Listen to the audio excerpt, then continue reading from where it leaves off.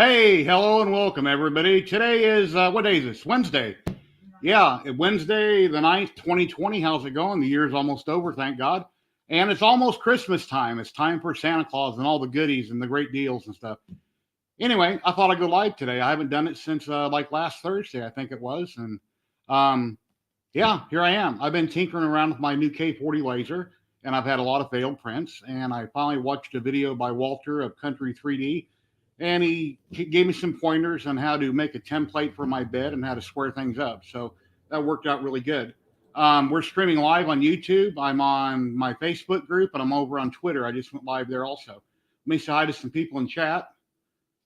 Navari Makers, hello. How you doing, Navari? Matthew, SPC 3D, hello. Richard Pryor, how's it going? Kenny Briggs, hey Kenny, how's it going? William Finn, Liam, how's it going? Nice to see everybody.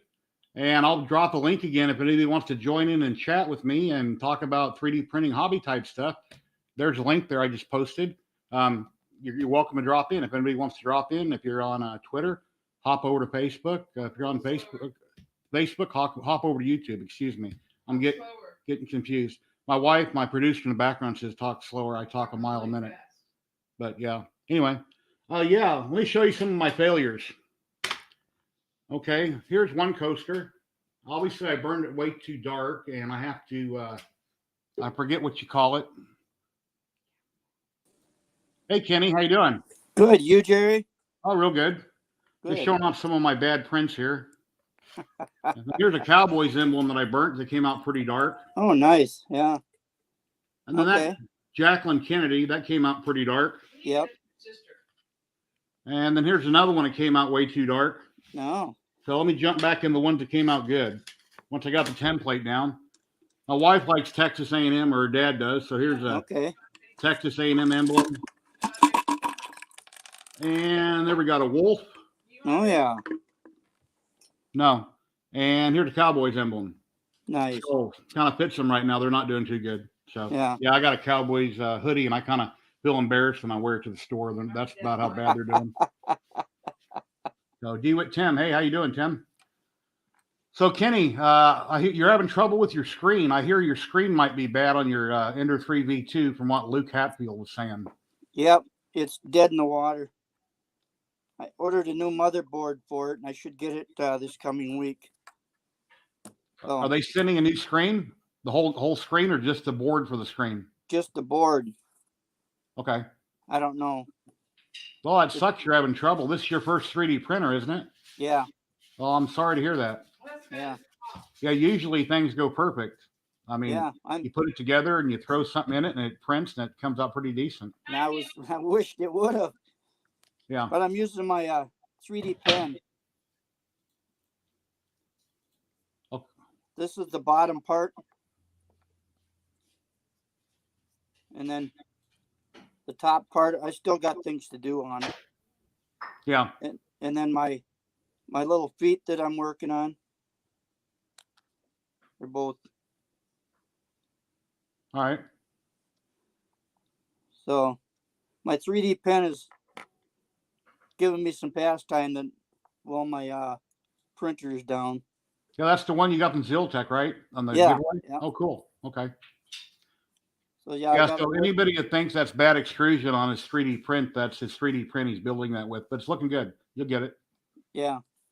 And I got a wood burning kit coming this week to where I can smooth out this. Okay. And form it, So it'll be in the works anyway. Yeah, anybody watching, if you want to jump in and hang out and talk about your hobbies, laser, CNC, painting, 3D printing, you're welcome to join in. We don't talk about politics or sex or anything like that. But everything else we pretty much do. Yeah, I'm anxious to get my machine up and running. Yeah, I'm sorry you're having trouble. Usually people don't have problems. They build them and they work, typically. And my diorama, here's my tree that I made that I'm working on. Oh, okay. I Mod Podge it, and then I'll paint it and make it look like a tree. You using a 3D pen and all that? Yeah. Okay. Yeah, I made that one on 3D pen. That's at home right now. I made that one tree. Oh, you're busy at work right now, huh? Yeah, I'm at the lock shop, Okay. sitting in my office. How's business? It's been steady. That's good. Yeah. Are you the only one there? Or do you have another employee up front? My wife is handling the other side of the Okay. glass, and I got 2 other employees or 3 other employees. The one is my tech is out doing jobs on the road right now. Mm-hmm. And with my leukemia, I can't go out in the cold and my lung problem, so I'm pretty much here at the shop doing stuff. Well, that sucks. I hope you get better. I don't know if you will or not, but I hope you do. No, there's no cure for it. It's just a matter of time. But eventually, when it gets too cold, then I'll have to stay home. And that's what I wanted the 3D printer for, so I could make things for my diorama, my metal detecting diorama. We got another man popping in. Liam, ask for a printer. How you doing? Good, Jerry, and you? Oh, pretty Hi, good. Liam. Hey, man, how are you? Good, you? Keeping busy, trying to keep out of trouble. I'm watching you, and I'm watching SpaceX getting ready to launch Starship tonight. Yeah, they they're gonna aborted launch? yesterday. I hope it takes off today, and I hope they have no trouble. They have right now it's at T minus 39 minutes. Oh, cool. Okay. So at 4:45 is what they're aiming for, because yesterday they had a Raptor abort because the engines didn't cool down enough.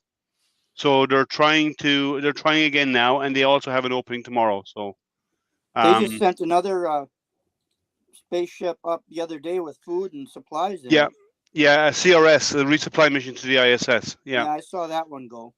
Yeah, but right now the Starship is getting ready to be launched to do a 1,500 foot hop. So it's going to go up, glide, come down, and they're hoping to land it. They don't expect it to land, but they're going to try to. And if they're successful, they got 4 more in construction right now, ready to go. Oh, neat. Yeah, I'm glad that they're doing this in my lifetime. I'm 56. I'm going to see Mars, hopefully, and a lot of other things. I mean, I want to live to be at least 100, so we'll see. You're just a youngster. Yeah. I wish I was. I turned 65 in April. Okay. Yeah, I kind of wish I was getting my Social Security being 62, but I don't want to wish away my life, so I'll just wait. It gets here when it gets here. Well, I retired from law enforcement at 52, and so I never drew my Social Security until April when I turned 65. So I've been living off my pension and stuff. Well, as I said before, and I'll say in every stream, thank you for your service. Everybody appreciates it. I had fun doing it. I'd do it over in a heartbeat if I was 30 to 40 years younger. Yeah. I think, but it's a different climate today, though. Yeah, it is. I got out just at the bottom end where the drugs and everything were taking over. Cool. In my last stream last week, I noticed when I got offline, I had seen that Tyler West had donated $10 through PayPal, and then Gene Gamble had sent me $50 through PayPal, and I didn't say that on the stream. I didn't realize it, so I wanted to be sure to say it now and plug in. Thank you, everybody, every week that donates to me on YouTube and through PayPal. I really appreciate it. And if I miss recognizing somebody, let me know, and I'll definitely, go above and beyond as you guys did for me. Thank you very much. I appreciate your show. So, yeah, I try. It's everybody that pops in that makes it possible. I can only talk so much, and I talk a mile a minute. So it's great when makers like you guys pop in and tell your stories or show what's going on. It's all you guys that make all this happen for everybody else. It's probably why we get on so well, because I talk a mile a minute also. Yeah. Yeah. Some streams I have trouble joining in because I want to do this and I can't. I just got to sit there and be calm and don't talk. And it's hard for me not to talk. So. Yeah, when I get my machine up and running, I'll keep you posted on what's going on. Yeah, I've been following you on Facebook, and that's why I tagged Luke Hatfield the other day in the Creality group, is he does a lot of testing for them and works closely with Creality, and he might have known the issue. What printer is this? Ender 3V2. His screen is out on his computer. There's printer. You should ping Chuck Hallebuck.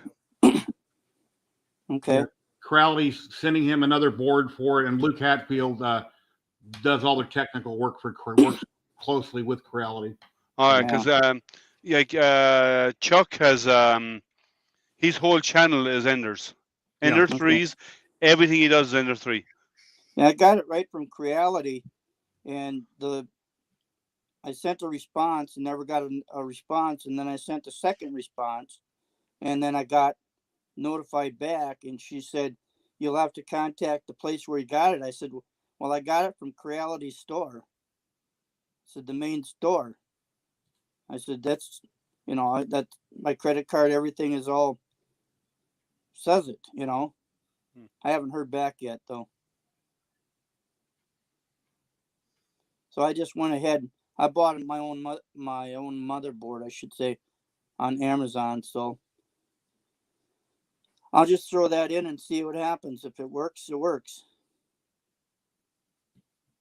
But I'm just anxious to get it up and running. Yeah. That's what's going on right now. 34 minutes. That's the Raptor engines. They haven't done a rechill yet, but they will soon. Yep. Well, when it gets really close, I can pull it back up. Yeah. I'll leave it there if you want to pull it in whenever you're ready. Okay. Anybody else like to join in the chat? You're welcome to. It's nice having interesting people on every week that have something going on they want to talk about. Please don't join just to sit in your chair and not talk, though. I like people that are interactive. So, if you got something to talk about or something to show, that'd be really awesome. And he invites me. He lets me come in because I don't shut up. So, I'm not a big TPU printer, right? I've never really done much of it. I've done some, but I'm actually going to try TPU tonight on my Ender 5 Plus. Mm-hmm. I have a Hangout this evening as well, but I have I'm trying Ninja Flex Cheetah, which is a Shure A hardness of 95. Okay. So and that's on a Bowden printer. So it's 85 is Ninja Flex. Normal Ninja Flex is Shure hardness of 85. It's too soft.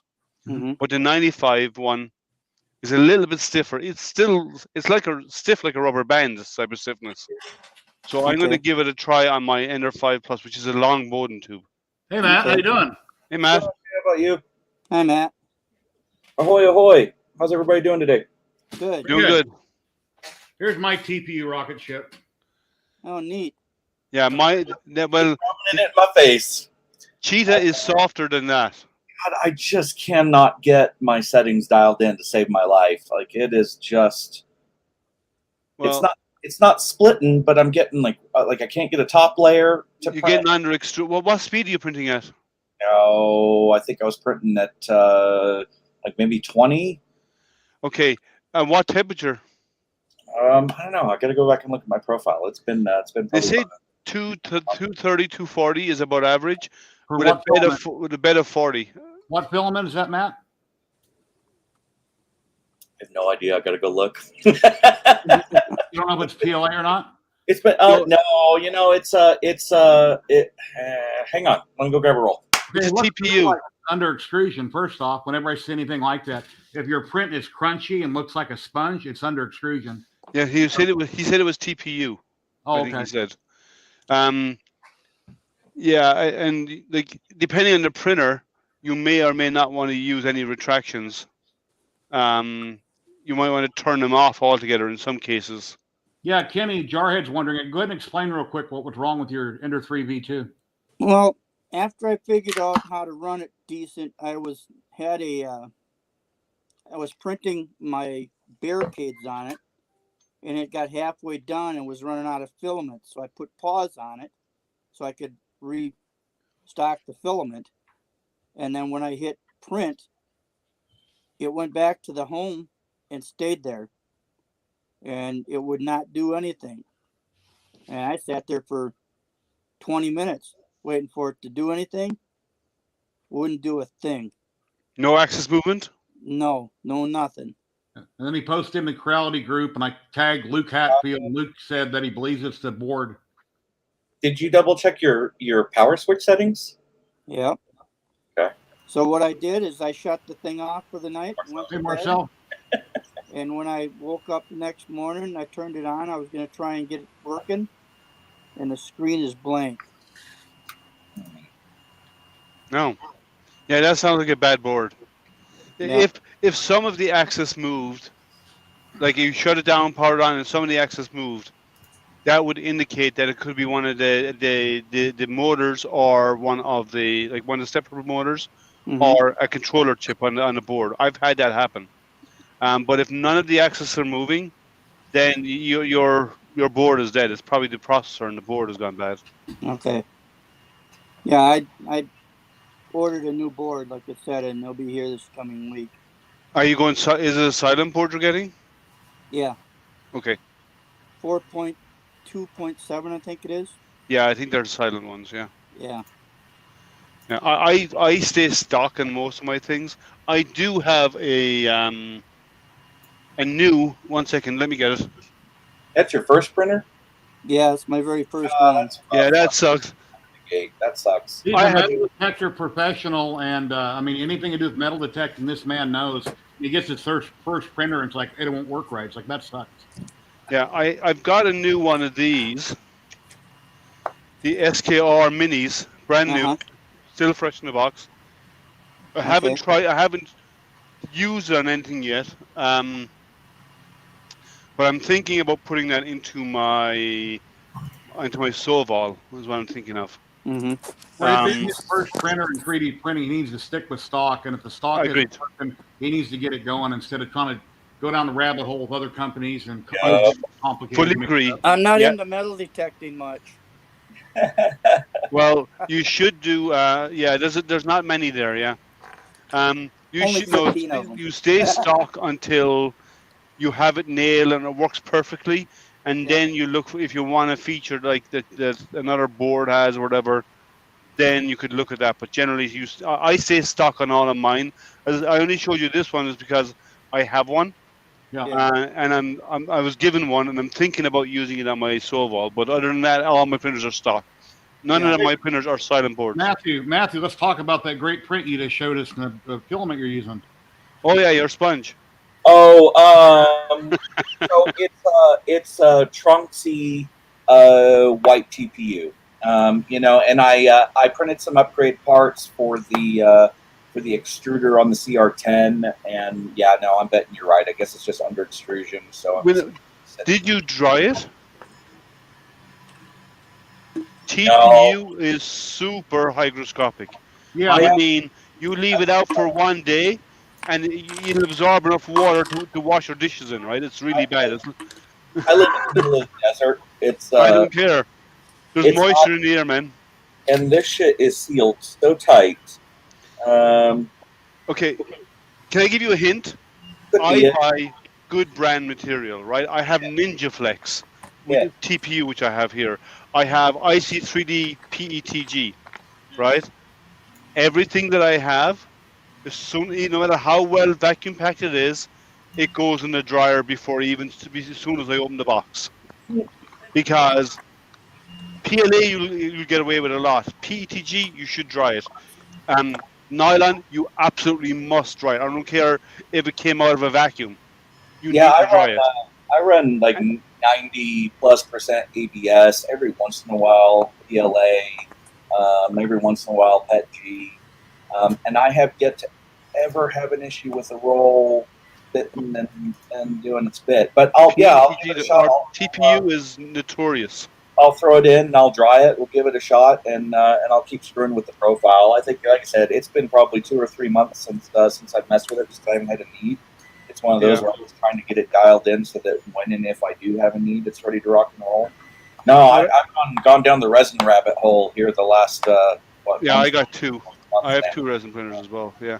What I would recommend is, since you haven't used it in a while, stick it in the dryer at about 220 for about 12 to 18 hours before you try. Oh yeah, it's that bad. Okay. Before you try and print it, and then when you're finished printing, immediately as soon as you finish printing, seal it in a bag with desiccant and close it. And then before you print again, stick it in the dryer the day before. Okay.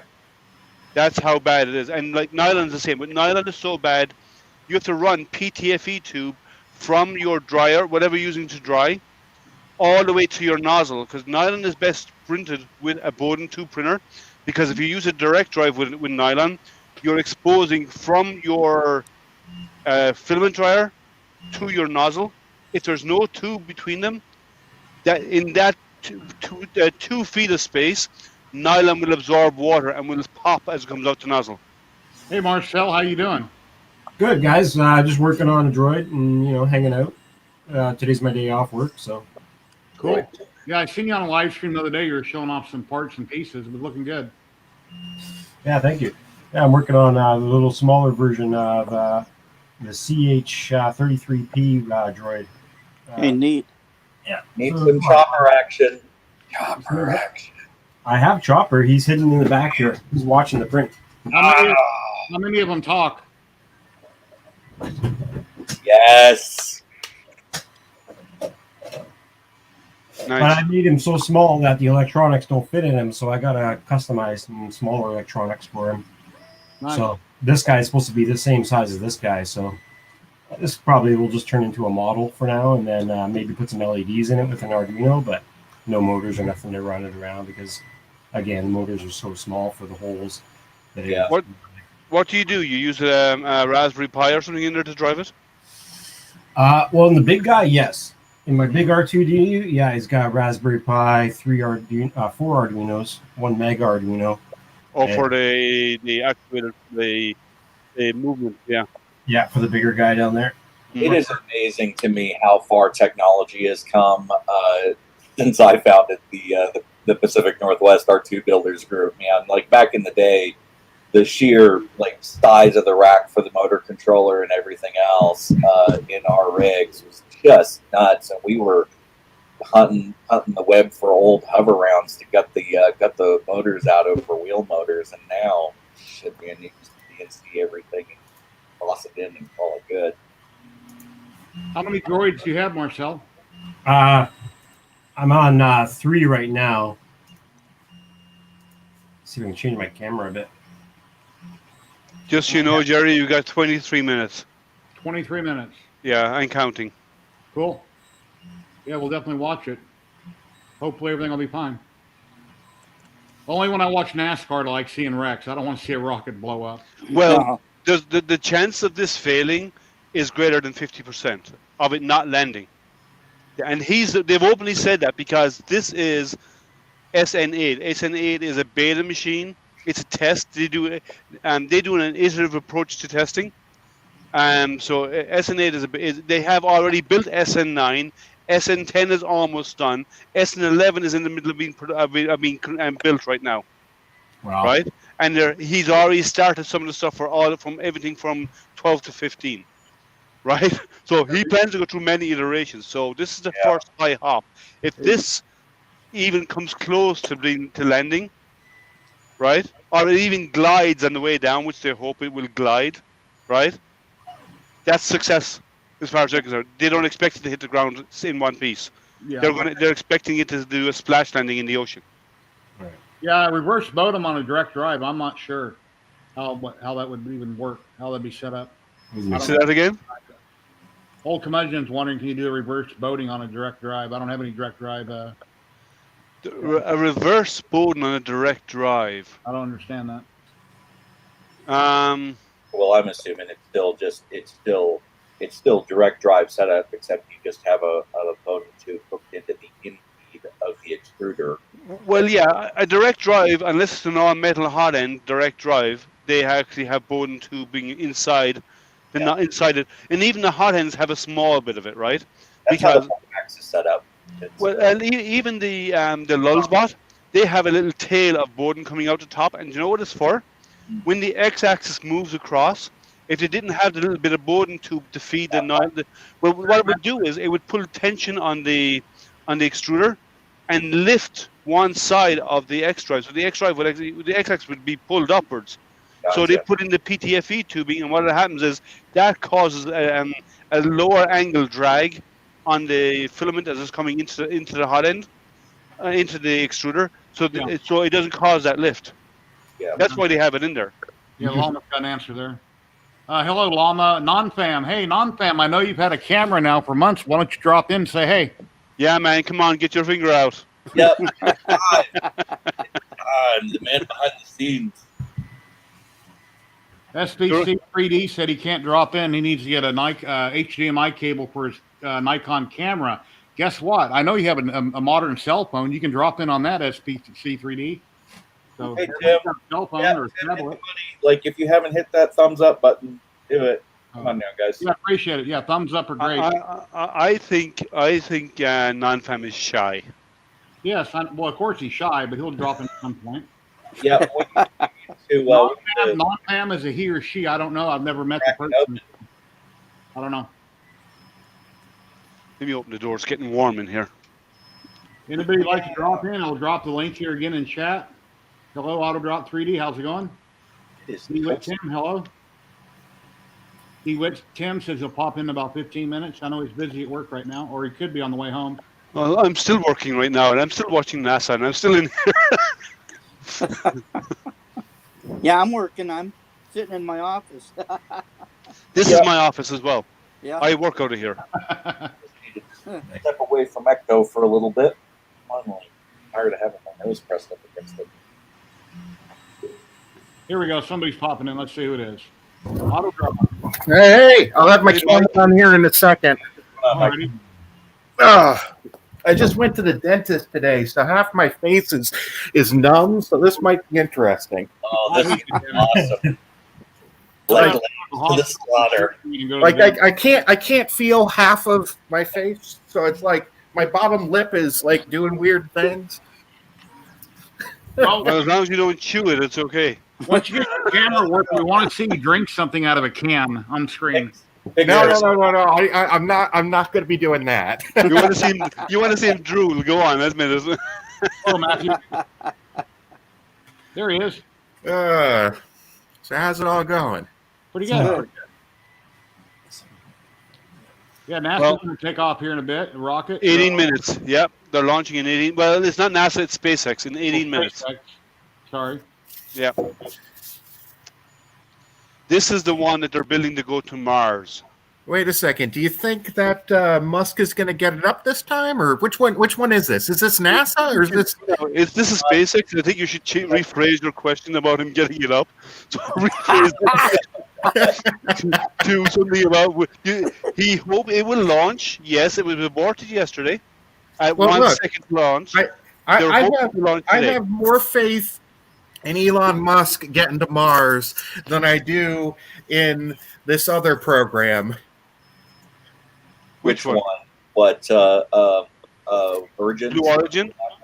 No, the NASA program. That's the NASA. Oh, the one. SLS. Yeah. The NASA's SLS, Orion Space Launch System, and Orion. Yeah, I heard that there's all sorts of software problems with that and a whole bunch of other things. And they've actually rewritten that. Yeah. Well, they've rewritten it. Yeah. The beta test is always the best. Yeah. They fixed all that. Prints from yesterday on my K40. They look good. Hey, yeah, the K40. Did you replace the board in it yet, or are you using the K40 Whisperer? Mini Gerbil. I put a mini Gerbil in it. Okay. Yeah, Cohesion 3D, which is a $200 board and has a lot of bells and whistles I don't need. I got a mini Gerbil for $89. That'll work. Did you watch Jim's video this morning on that unit that he just got? No, I haven't seen it. It just popped up on my feed here this morning. No, YouTube this morning, but I didn't see you had a new video. So I'm not current with everybody's videos. Had a lot going on, but I try to watch everybody's.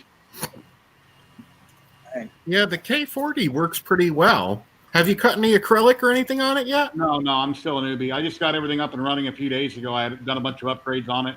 Coasters are my first go around, getting the coaster dialed in, and then I'm going to move on to tiles and things like that. And then I'll get into acrylic and lighted spines, and I'm, one thing at a time. I'm trying to learn one thing at a time. Well, with tiles, you need to paint them first. Yeah, I know. I watched a ton of videos on it. Yeah, truthfully, cutting stuff out is a lot easier than trying to get the shading all right. So you're starting out on the hard end. Well, no, not always. Like what you do is you need to set up a sequence of images of different gradings. I love your Christmas tree, by the way. Yeah, that came out I cool. like that, Jerry. We need more lights.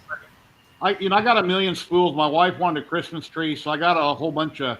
I got a big box of screws, like 150 pounds of drywall screws. So I started screwing them together. And after I hit my thumb 4 or 5 times with a drill bit, as people do, I finally put a glove on my right hand. Yeah. Sucked on it for a while, and then eventually wrapped lights around it. I 3D printed a little star for it, and then she painted and put glitter on it. But I need to put more lights on it. And I have tools. I could have went a lot bigger, but it took a long time to screw them together. So I figured, okay, she's happy, it's done, and we moved on. The trick was to do another line of them combined on the y-axis there, get a good four-way going on. That's what I'm about doing. Jim's unboxing this morning was for the Make Block Laser Box Pro. It looked like a slick unit. Okay. Oh, we have T minus 15, Tim, or Jerry. Okay.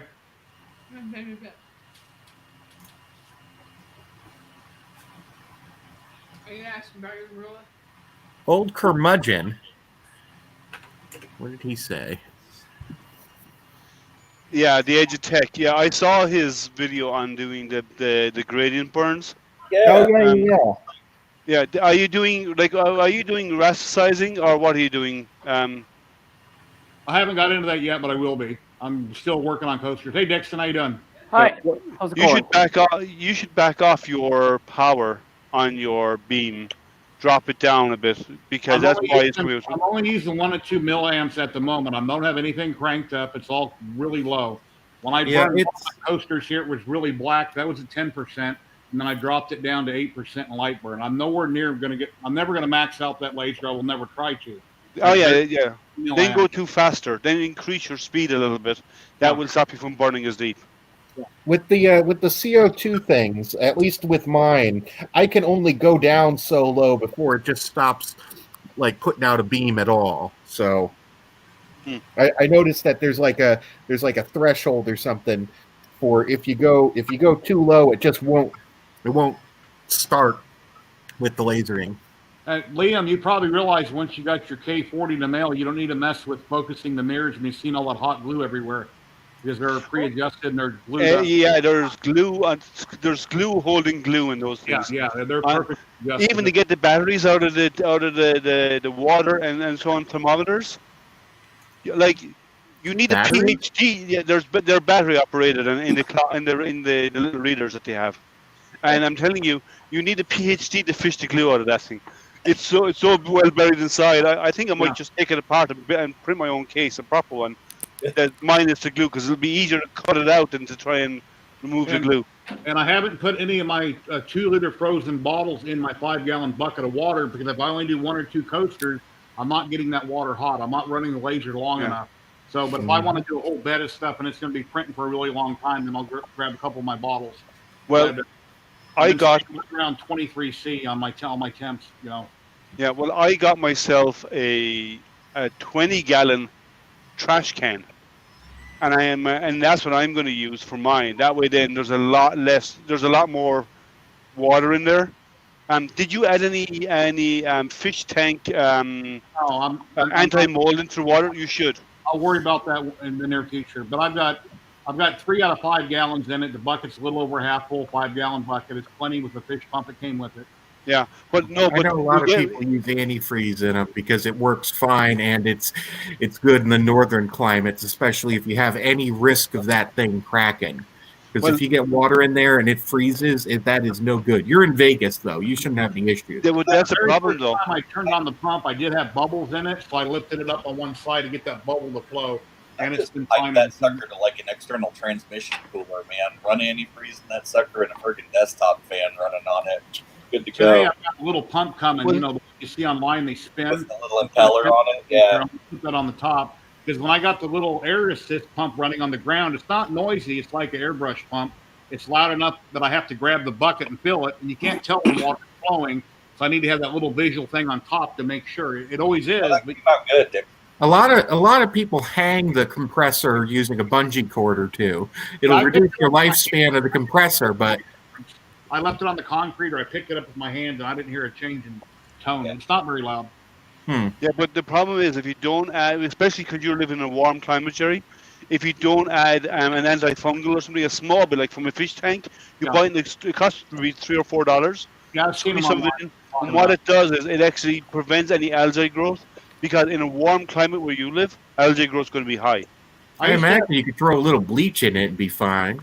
A bit of hydrogen peroxide. Oh yeah, that too. That works. Bleach I put in my wife's coats every day. I guess I use a little bit of that. Yeah, I have a little bit extra.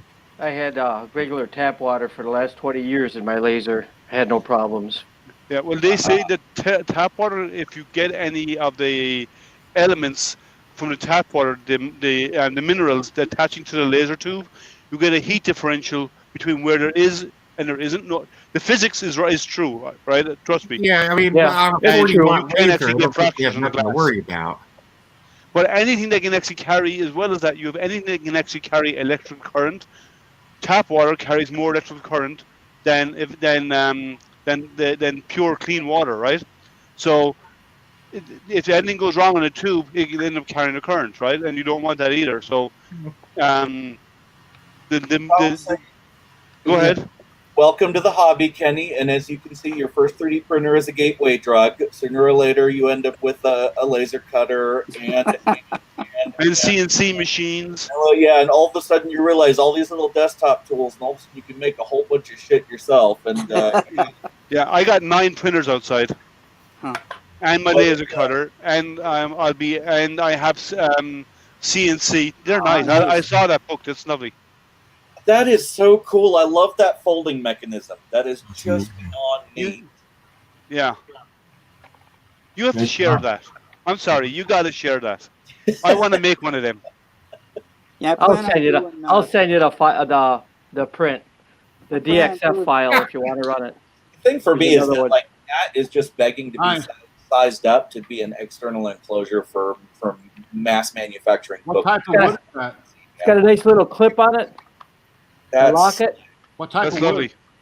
It's a door skin. It's a Oh, cheap. okay. I don't That's buy right. nothing. It's from a door skin. Yep. Nice. Yeah, one thing about anything with my laser, I'm new to lasers, but obviously I know a lot about 3D printing. I will never preach about something I haven't done. I read a lot of things online. People say, use this, use that. Until I've actually done it, I'm not going to talk about it because I don't know yet. So I'll never talk about anything I haven't done myself. Or I've done some lasering before. I'm going to open this up right now. This is one of those for glasses. Stick it in your laser and do glasses. I think that's what's in here. Oh, is this like one of those little rotary table things? Yeah. Yeah. Oh, yeah. Yeah. Well, you can make one of those. All you need is a stepper motor. Yep. I have enough 3D printers, but they're for making money. I don't. Like I was telling Jerry, I want to play more. I should retire and then I can play more instead of just 3D printing for whatever. I've been retired for 10 years and I'm still working. Yeah.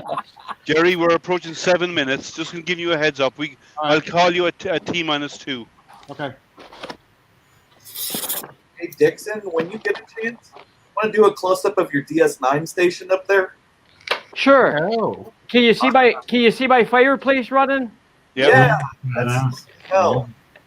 So Here's a good. bunch of bolts. It looks like I got to put it together. Yeah, they're only 2 linear rods, a motor, and some rubber grommets is all it is, isn't it? Yeah, I was gonna 3D print one, but I don't have no Hey, time. Trevor. So. Yeah, The here's the question roller. is it all laser cut stuff? Or is it Okay. all 3D printed stuff? I do both. They call them K40s, but when I built my laser, that was 20, 30 years ago. It was just called a 40-watt laser, and it still got the original circuit board and the laser tube. Are you controlling it with a parallel port? Nope. One of the stepper motors went to heck, so I threw a Arduino board in it, and that's how I run it Hey! with laser Gerbil. Hey guys. Okay. Hey Tim. Hi, Tim. Hey everybody. Yeah, here's the rollers I just unpacked. I'm gonna have to put it together. I would recommend change the bars to longer ones. Yeah, Because- I looked at it and I can see right away how I can expand it and do longer mugs Yeah. and that. Just replace it with any type of like the long linear rail, and you just put a But what if you do is if you do an ordinary bar, like a stainless steel bar, and Yep. just put a bearing on the ends of them, and then and one end of them would have a bearing, and then you just put an idler to drive it is all you need. Hey, Betty Boop. Yeah, I have. What I did was what I was talking about before was stepper motors went to heck and they were the bipolar. I forgot if it was unipolar or bipolar, but they were the wrong ones, and they were the 6 and 8 wire. And I converted it with an Arduino board on my laser, so I could just use laser Gerbil and use regular 3D printed stepper motors because I had a pile of them. Here's I was showing these guys last week. Here's the little. These were made. This was made on the Chinese one, the little small one. This was K40. Yeah, this wasn't on the K40. No, this was on the real little. That's with the diode laser, like right? the Orchard. Yeah, Oh, the blue diode. Like the Ortour. Yep, the Orchard. Yep. Used to Mine be is a LPD Banshee. I drive. got mine a while back. And it's a knockoff. The Ortour do a good job for image engraving. Yes, that's what they're for. They're engraving. No matter what anybody says about cutting, you ain't gonna cut nothing unless you do. Unless you got time. With paper and card, and that's about it. Here's the engraving on a metal card on that little Chinese diode, and now here's what you guys call a 40K. I built mine about 30 years ago. Nice. Yeah, that's clean. Yeah, what guys are doing with these little diode lasers, because look how small that is. So they're doing real fine detailed things, and that's why these images came out so good. Yeah. Good. Yeah. Because I don't run this on the 40K because the little Chinese Orchard or whatever they call them. Coming, Liam. Yeah, we have 3 minutes 40 seconds to And launch. once we get down to a minute, I'll pull it up. Yeah, I'll give you a heads up. Don't worry. All right. I'm going to jump off here, guys. I'm going to get ready to close the shop down and go home. Yeah, I'm going to do that also. My face is feeling a little funny. Thank you So for stopping in, Nice Kenny. meeting everybody. Sorry we didn't get to talk more, but thank you for stopping in, Kenny. You bet. I'll stop Take in care, again, Matt. Gary. Yeah, and Kenny, don't be shy about asking any kind of questions. Got a good group. Everybody will chip in and Oh, I Yep. plan on it. Mark. Well, You If can I that always say- thing is bad, Corrality should be replacing it for free. So if you have any trouble, yeah. get a hold of Luke Hatfield. You know, I think, like I said, I tagged him in one of the posts. He works real close with Corality and all their testing and everything, and he'll probably help you get that taken care of. Okay. Or Sounds PM good. me Thank or you. make a post to my group, whichever. Okay. I Yeah. appreciate all the help. Thanks, no guys. problem. Have a good one. Take care, Yeah, Kenny. good one, bud. Yeah. Yeah, Dixon. I haven't had a chance to remove supports yet, but fellow DS9 fan, I've got my little orb of the prophets. Oh yeah. Oh, nice. I'm not much of a Star Wars of that, but I made that speed bike that's behind me, and now I'm making a 36-inch one. That's really- the Hex 3D one. No, that speed bike I designed that years ago. They didn't have such a thing when they didn't have 3D printers. I'll get it down, and now I'm making a 42-inch one right now. Yes, bigger is always better. I want a speeder bike I can actually use and ride.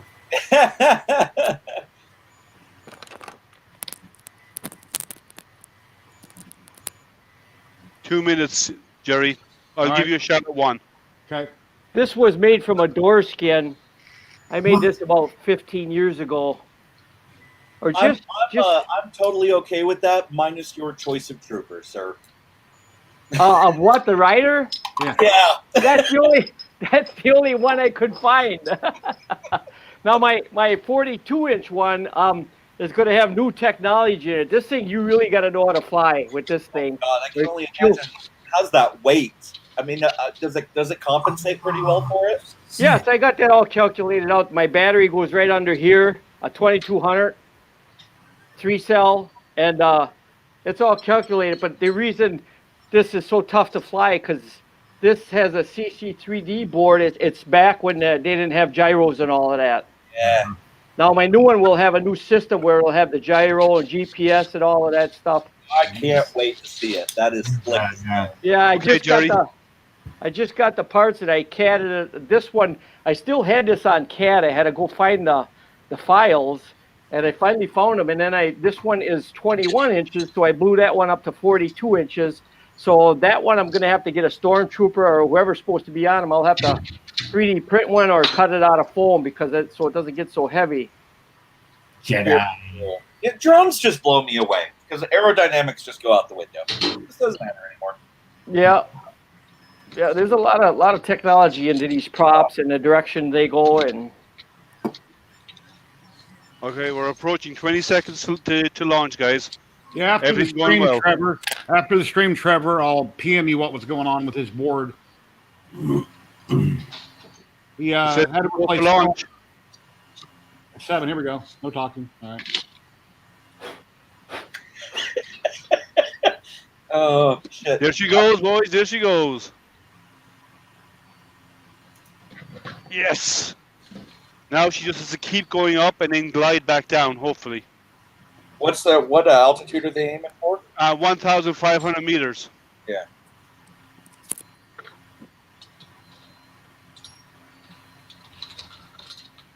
Okay, the engines look good. This is running 3 Raptor-style engines, so it works on liquid oxygen and liquid methane. Methane? Yeah, with that too. Ooh, there's some altitude. The fins on the top and on the bottom of it, they actually pitch and move. Really? That's how they can glide it back down. They can actually fly it and glide it down like a plane, and then hopefully they're going to do a weird kick over and come in and land. It does a really weird kick for its landing in its design. 1 minute into flight. This is fantastic, guys. It is the beauty of private engineering as opposed to government engineering. Okay, so the engines are gimbaling. You'll watch them moving. Do you see them? Yeah. So it's going to come down over the water, and then hopefully they'll be able to move it over land and land the thing. Now, do they use boosters on the side of that to steer it all over? No. Okay. No. They have coal engines in there right now, coal gas. Yep. But they eventually will add hot gas. Okay, now there's again gimbaling to try and bring it down and control the movement. Holy smoke. Like, Oh, she's got a fire. Oh no. Oh, that's okay. Some stuff does burn off. Like It's one a inch given. going from here. There's so much air and heat moving through there that it will actually almost always blow itself out. So she's coming back down. It looks like she's coming down on 2 engines. Yeah. So one is totally out at this point. Yeah, but they gimbaled it out of the way. It might come back on in a while if you're going to try and land her. So they're actually using the engines for steering, right? Yeah, the engine's gimbal, and Yep. all rockets do that. All rockets gimbal with engines. The actually thrusters they have further up are actually for very fine tuning stuff, but they're rarely used. They're mostly used in space. I wonder if they plan for that. If one engine goes out, can another 2 take back up? It can fly on one. Okay. You know what they're I mean, I'm assuming they're simulating payload on this unit. Not at the moment. They don't have a weight balance in the nose. They have some weight there to counteract the weight of the overall system. But yeah, so she's hovering right now. Yeah, what's the name of that movie? The Astronaut Farmer. It's a great movie. If anybody hasn't seen it, go watch it. I have, yeah. That's a good movie. Astronaut Farmer. Because Dominic's talking about if you could have private rockets. If you haven't seen Astronaut Farmer, it's a great movie. Oh, she's correcting again. She's going down to 1 engine. Farmer in the sky. Rust off Good. This is cool. They're testing it with 1, 2, and 3 engines. So the engine didn't die. They're actually shutting them down manually. Well, Travis, depending on how old you are, you might get your wish one of these days. Oh, I would love to go on one of these. Well, not now. No, I'm good to go. You know, I like that. Do you remember what was it? God, how many years ago? Like 4 or 5 years ago now, they were actively recruiting for the one-way Mars mission. Oh yeah, that was a scam. That was one of those where the initial knee-jerk is, oh God, that's really far out. I'd love to go. And then there's the follow-up that goes to never see blue sky again, to never be able to walk outside without a helmet again. No, I don't think I'm that. Okay. Okay, she's coming down slowly. Maker Viking, hello. Travis Stamper, you're going to live to be at least 100 years old, so don't worry about it.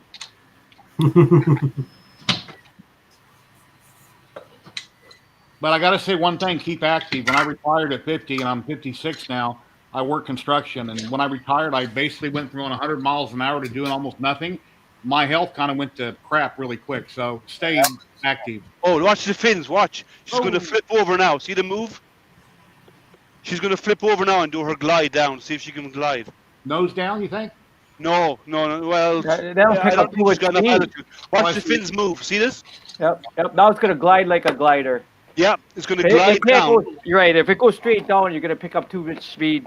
Yeah, they have to use the belly as for aerodynamic resistance. Yep. So she's Are they gonna gliding now. try- Watch Are they going to that, try to man. land this out at sea on the platform? No, they're going to land this on land. If they can rescue it, they're landing on land. They're just they're testing it to get to the height, Yeah. and then they're bringing it in to glide to make sure they can steer it to see if they can control it with the way they were hoping. And if So they is there- can, Is they there a will landing flip her. gear? Is there a landing gear on this one? Yeah, in by the engines, there's Got it. actually areas that flip out Yep. that actually become legs around the base. Really? So it's not like they're going to try and crank it up last minute to land it on its No, tail. they'll come in. If they're going to land it, they'll land it upright. And underneath him where the engines are, there's legs around that. The legs will pop out and lock, and it will land on those. Stabilize. So she's gliding she's like a glider right now. Wow. I'm going to have to print this. That's amazing, man.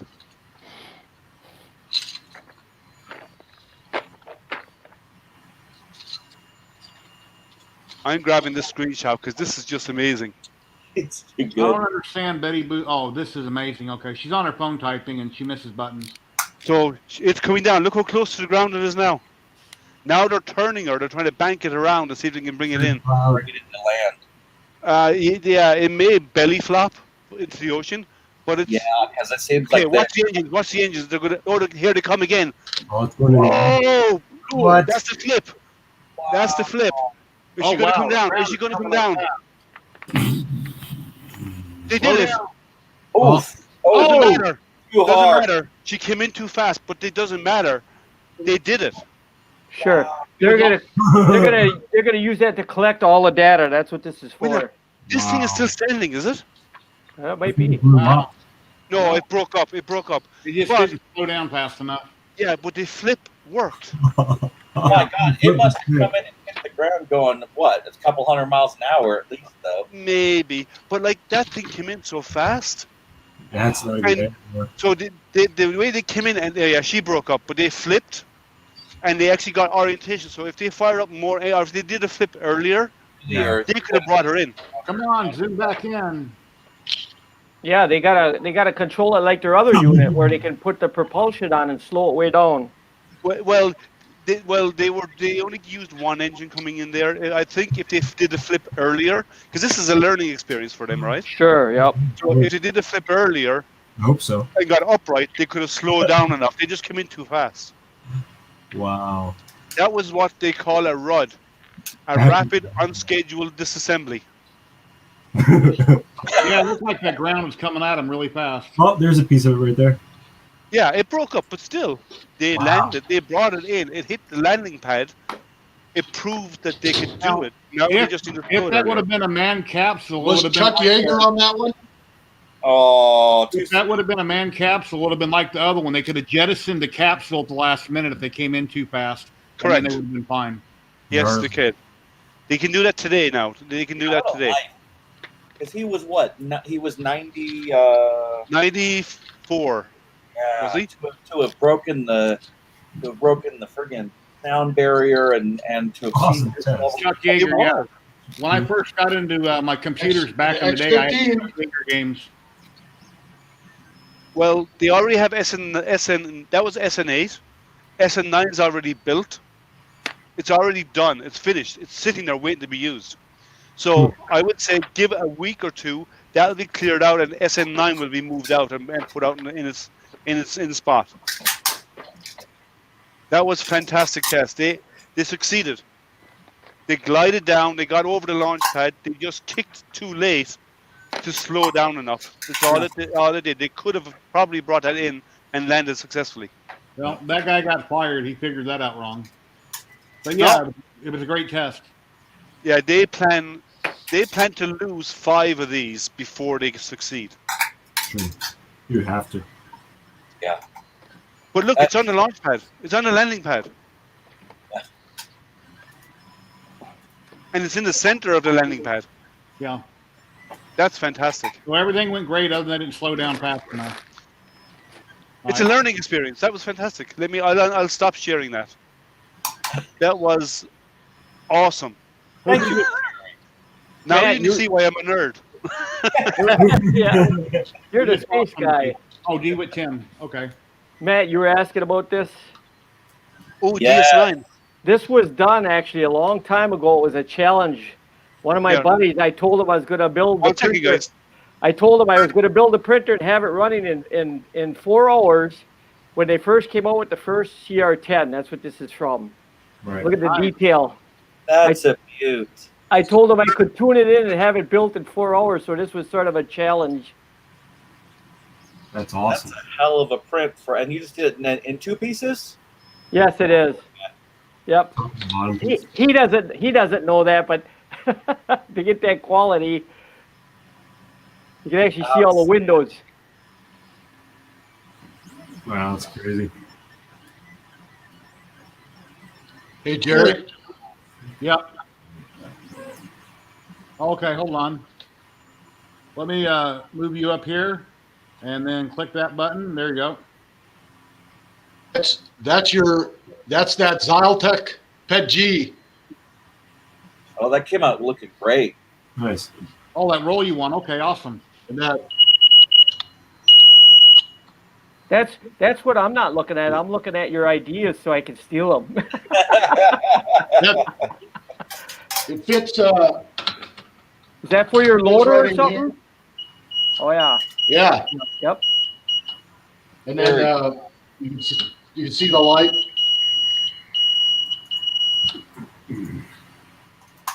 Yeah, it can't. That Zyl. I'm gonna order a bunch of that ZYLTECH. Cool. Yeah, ZYLTECH will be very happy. Good.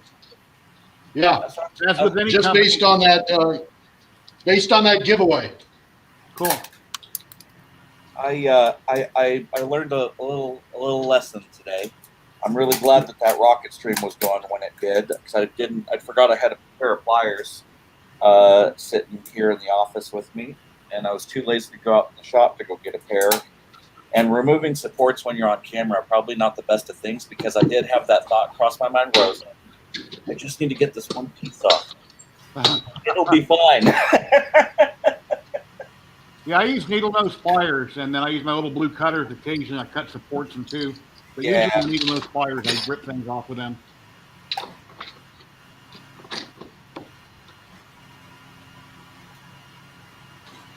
Anybody in chat have any questions on Twitter, Facebook, or YouTube? Please ask. If you'd like to drop in and hang out with us, you're welcome to.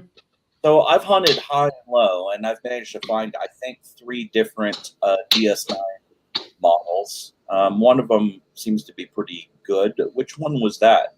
I have no idea. I made this a long time ago. When they came out with the first CR10, I seen that design and I thought, oh, that's going to go a long ways. So I bought one.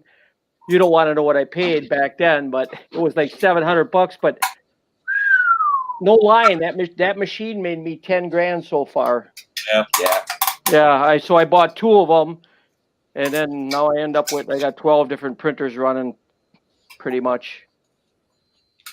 Yeah, I paid $600 when they first came out, Yeah, I paid 7. and I thought that was a great deal. Yeah, it was back then. It was like Yeah, I showed I mean, yeah. yeah. My first farm was all made out of, my first 7 printers were all made out of threaded rod and bearings. You couldn't buy parts, and then when I seen that design, I thought, no, they got something. Hey, Chet, how you doing? Yeah, my CR10, it's been, I put dual Z's on it and I put direct drive and everything, but the bones of it is still one of my best printers. Yeah, I have 2 of them.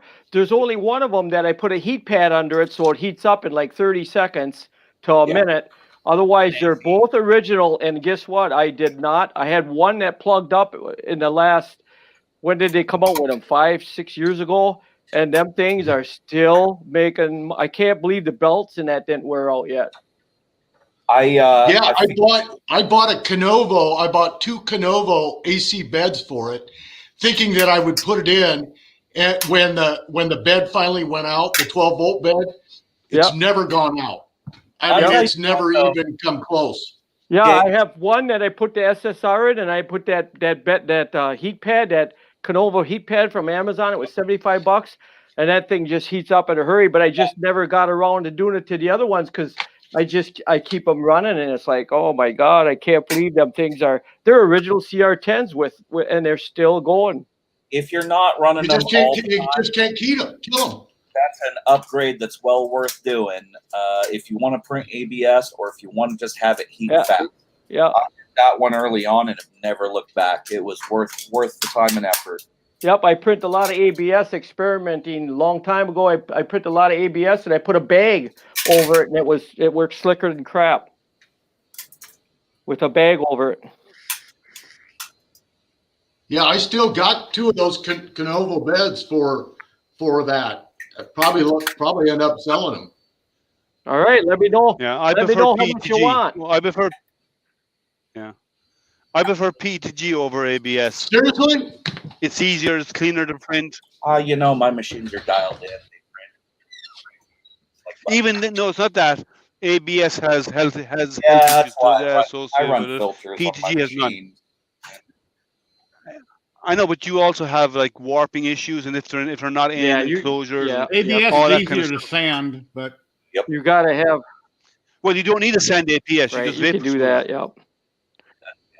Some acetone into a glass, into a container, and just stand it in there, and it'll just melt because of vapor from the acetone. But I prefer, depending on what you're working on. Like I just did it direct the other day for those bucks that I vacuum formed down onto. Worked a treat. Just smoothed them down. Yeah. Here's what I did with my CR10 when I did nylon, and it's just a cover, a plant cover. Oh yeah. ABS. Anything will work. ABS and nylon, it works slicker than crap. Yeah. I'm waiting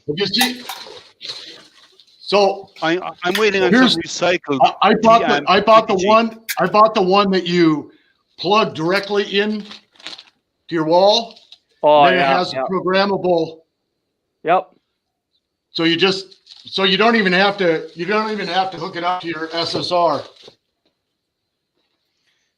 Yeah, I'm waiting on some recycled PETG. Apparently, it's way easier to print than first time through the system. So Really? IC3D are sending me some. They will be offering it. They have it for sale. They will be putting it out on their website soon, but they haven't published it as a for sale item. But they will be. But if you call them, you can get it. So apparently, go on, Jerry. For the first 2.5 years, I saved all my failed prints and supports and models. But unfortunately, I threw them all in the same box. So eventually, I dumped them in the garbage. But if I would have separated them, eventually, maybe I could turn them into pellets or something. But I didn't separate them. And you can't look at a print and say, "Oh, well, that's ABS for sure, and that's for sure PETG or PLA." So that was kind of a lost cause. Yeah. Yeah, but so they're planning to offer it probably early in the new year. But I decided to try and get some of their stuff to give it a try. I was talking with them this week. Heating it, printing it, reheating it to melting point, and then reforming it. I wonder how that changes it chemically and structurally for reuse. Okay, temperature wise and all this kind of stuff, it's actually it doesn't have any effect on it really, but the printing, the ability to print the material gets easier because it's been through the process before, and so they have done IC3D have done extensive testing on this stuff, and they said it's actually almost as easy. You get less stringing, you get the same temperature and all these other properties, and strength properties, but it gets less stringing, and it gets close to being almost as easy as PLA. Minus temperature settings and chain tweaks. Whatever you had on your bed that first layer went down on, you're going to introduce impurities into that process also.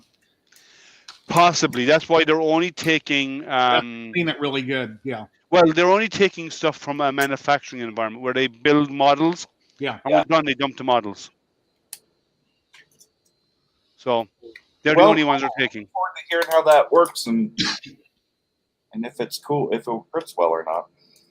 Well, they say it's good, so I'm waiting on some, and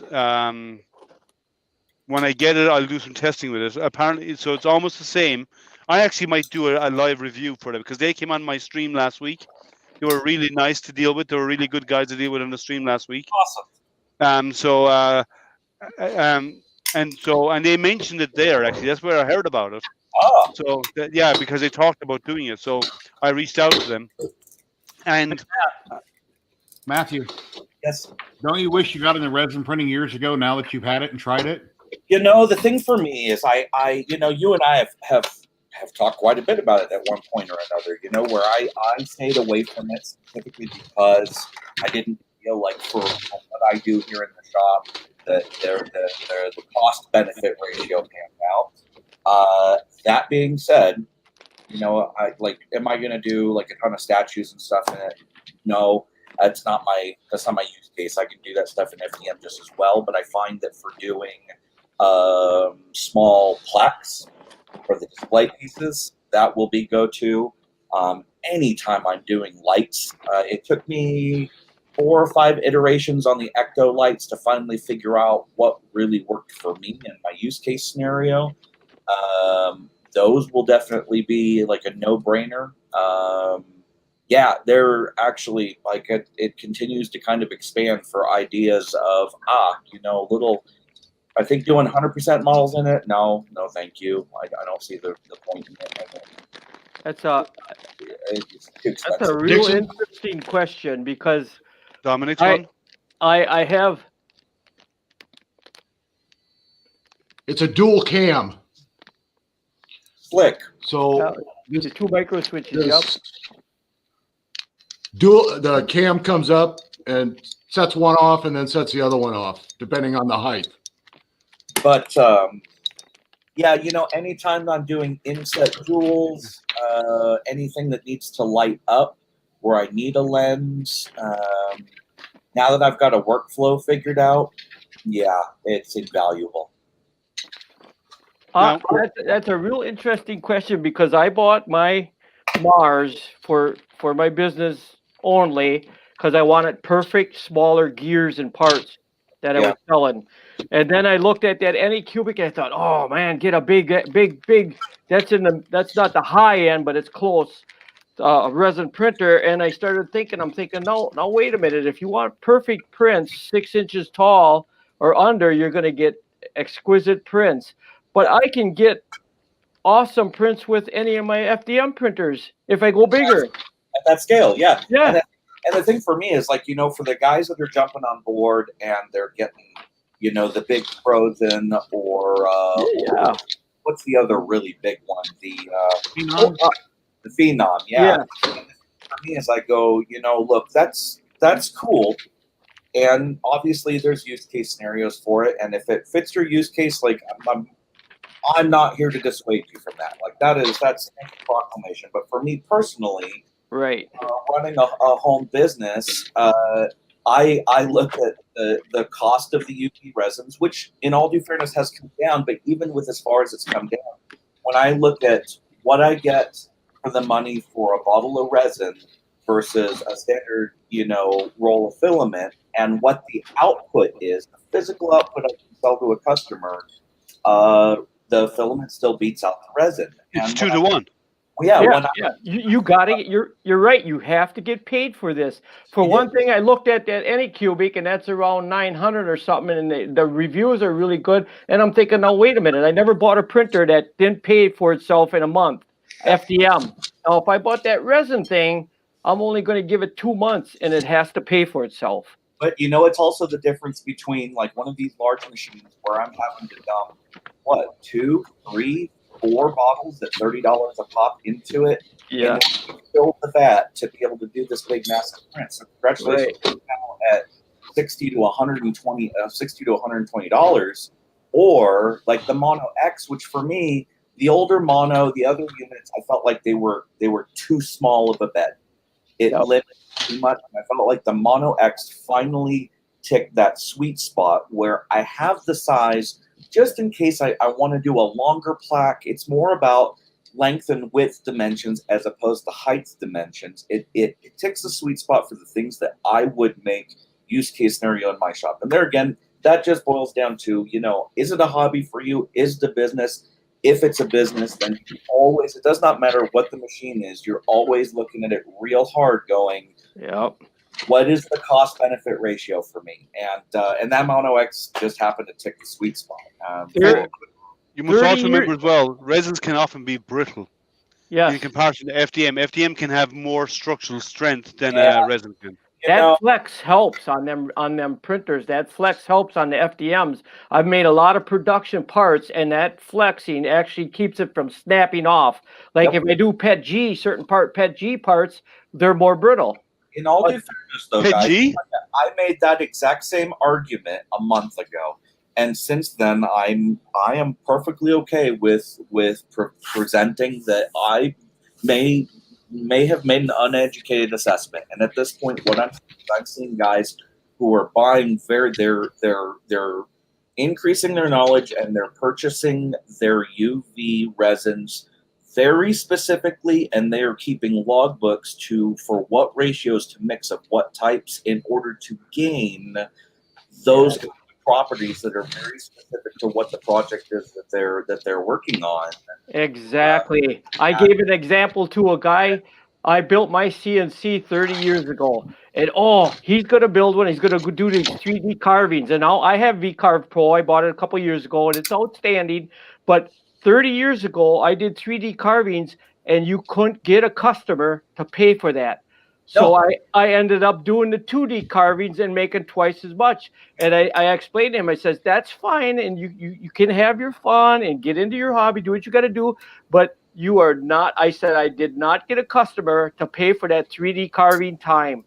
And I was way better off showing them the 2D carving sign, and they loved it and went home with it. And they won't pay for that time.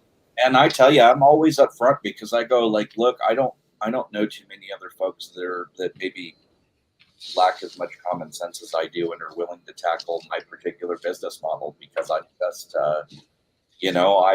my business model relies 110% on nerds with deep pockets who don't have physical fabrication skills, and it's a niche market. Not only are we taking nerds with deep pockets, but then we're taking nerds with deep pockets that are, collector junkies and want individualized shit to put on their shelves and are willing to pay a price tag for it. It's tough. Yeah. There's two questions out there that we should answer. One was talking about PETG, about will recycled PETG stick as well to glass?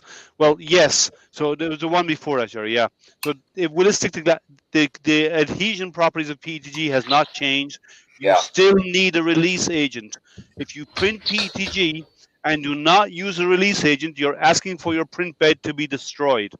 You might get lucky the first time. You might get lucky 50 times. But number 51, bye-bye bed. Don't do it. I will say, guys, use glue stick.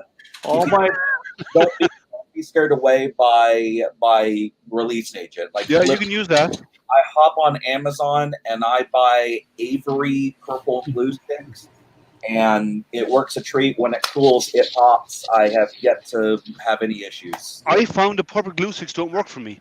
You know what works best for me? The cheap old Staples paper glue sticks. The white PVA glue.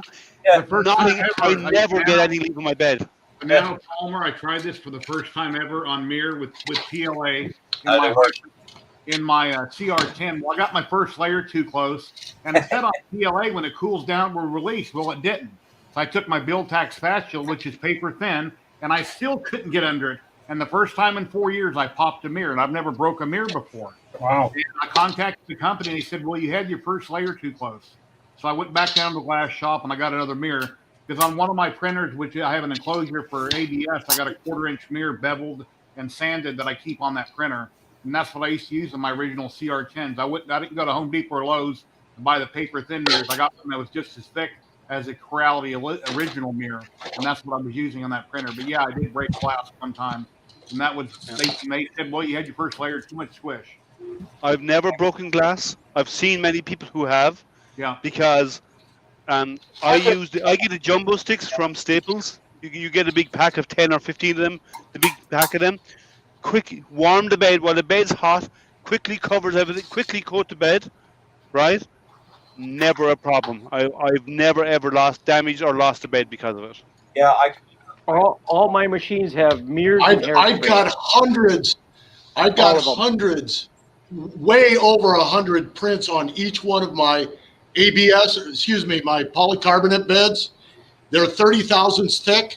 Never lost a bed. Never lost a print. Never had a problem with it coming off. Yeah. So never, guys, not once. If we're doing PETG, hundreds of prints. That's cool. Marcel, PETG.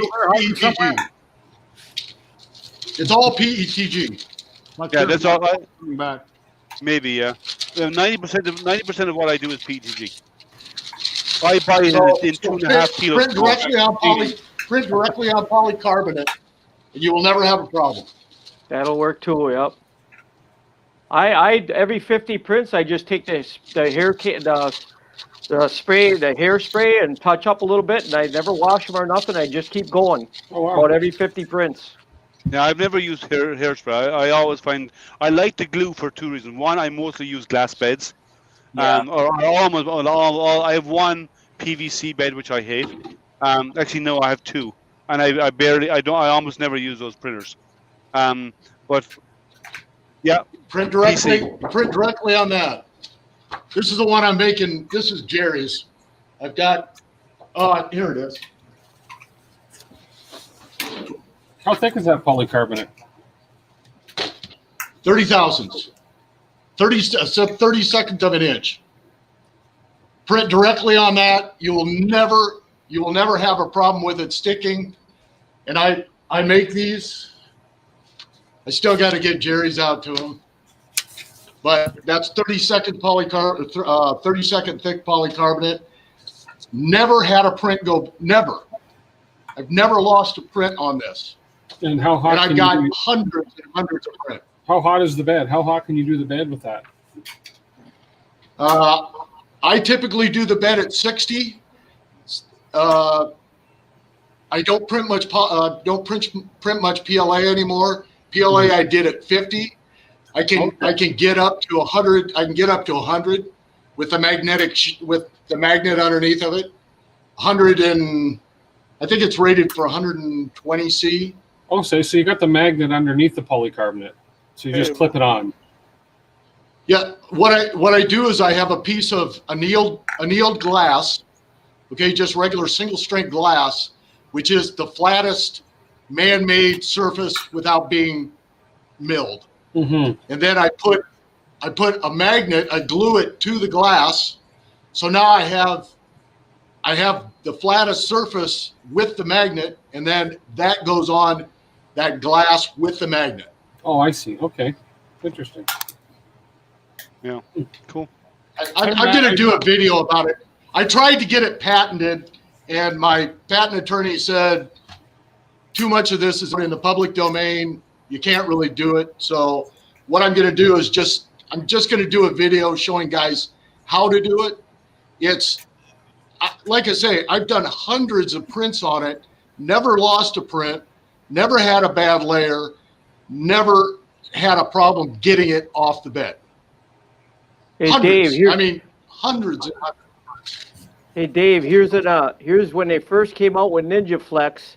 I did this on that original, the first CR10. Oh, yeah. Rubber tire. Yeah, I'm going to be printing Ninja Flex or Ninja Flex Cheetah tonight. Okay. Yeah, I have to do a part for a friend, and I took that's what it. I got I it. ran it. I ran it at 40% for the speed, and then I took 2 pieces of polyflow and I made a V and butt it right up against that wheel so it couldn't flex in there. Yeah, That's no, how I I'm. did it. Dixon, do you know what a standoff tube is? A Yeah. standoff for, say, your washer and dryer. So in the restaurant business, they use standoff tubes so that you never fill your sink higher than need be. Okay, so that basically goes down into your drain. So it's just right here. just a 12-inch standoff. And so I took TPU and I made the stoppers for the sinks with the PVC pipe going into those stoppers. And guys saw them at the restaurant, and now, I probably sold 100 of them. There you go. And it's just simple TPU. It's just a stopper.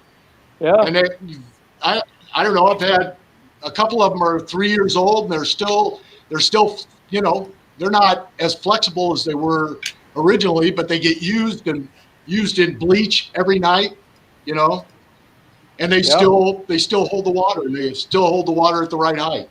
Solving the problem. Yep. Yeah, That's cool. So, Liam. Yeah, you never added the explosion at the end, Jerry. Okay. Yeah. We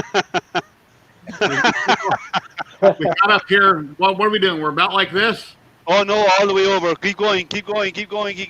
About there. And then it's starting to come down. Kick over hard now. Hard kick over. Gary, More, we need more. more sound effects. There you go. And some flames. No, don't do the flames. Yeah, I don't have any. All right, now blow up. Yeah.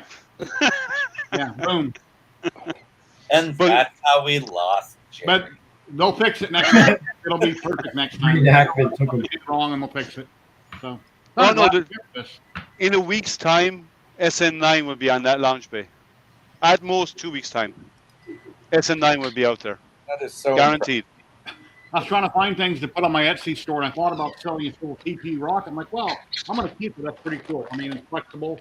I've only used TPU one time when I did the video, and I've never really had a reason to print with TPU yet, but I may. I mean, the Ecto 1, the Ghostbuster, I could have done the tires. I could have went in the net grab and I could have cut them out and done them in rubber.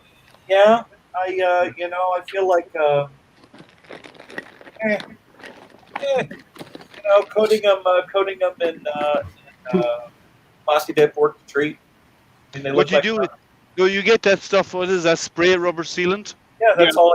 About. Yeah, I bought black and I bought white, and so I just sprayed them in the black, let that cure up, and then put the masks on them, and then sprayed the white walls.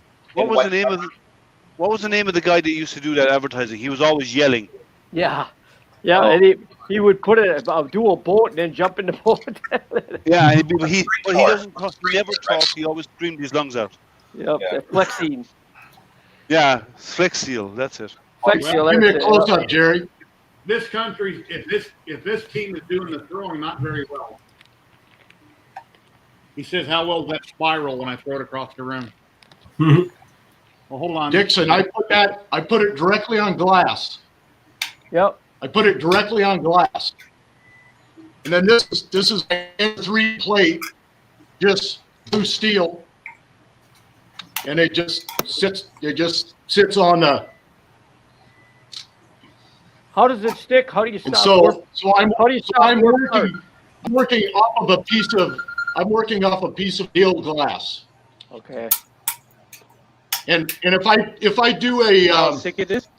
if I do bed leveling on this and do a grid, I have to put my grid clear down in the tenths and 1/100ths of a millimeter just to get it to show up. It's so flat. I mean, that surface is just incredibly flat. Jerry, I need to drop because I have and I have my stream starting. My hangout is starting in 2 hours. Okay. So I need to go get dinner before my hangout starts. You're all welcome to come if you want to. Jerry's often there watching me on the screen TV. Yeah, I'm waiting on a check on the big TV, so hopefully they have it in the mail soon. So it's under warranty, and it's got like a shadow over on one side to the left, and I've had a 4-year warranty on it. So I think they're going to send me back my full purchase price, and I'll buy another one. And this one's not bad; it's just going bad, but there's the warranty, I guess, is going to cover it. So, But if they let you keep the old one, right? yeah, I'll get to keep the old one as a monitor. I could put it right here. Use it as 70 inches. You meant how many screens I could have on it? Yeah. monitor. Well, thank you, Liam. Thank you for coming by. All right, guys. I might see some of you later on. If not, have fun, and I'll see you next week. See you. Have a good one. Liam stream. Go check out Astro Pinner later. Yep. Oh, sorry, I bumped him. Sorry, Liam. I bumped him out before he did it himself. Hey, Matt, what do you got going on? What are you working on today? I'm working on one of my charity projects. I just finished. So let me switch off my camera. No.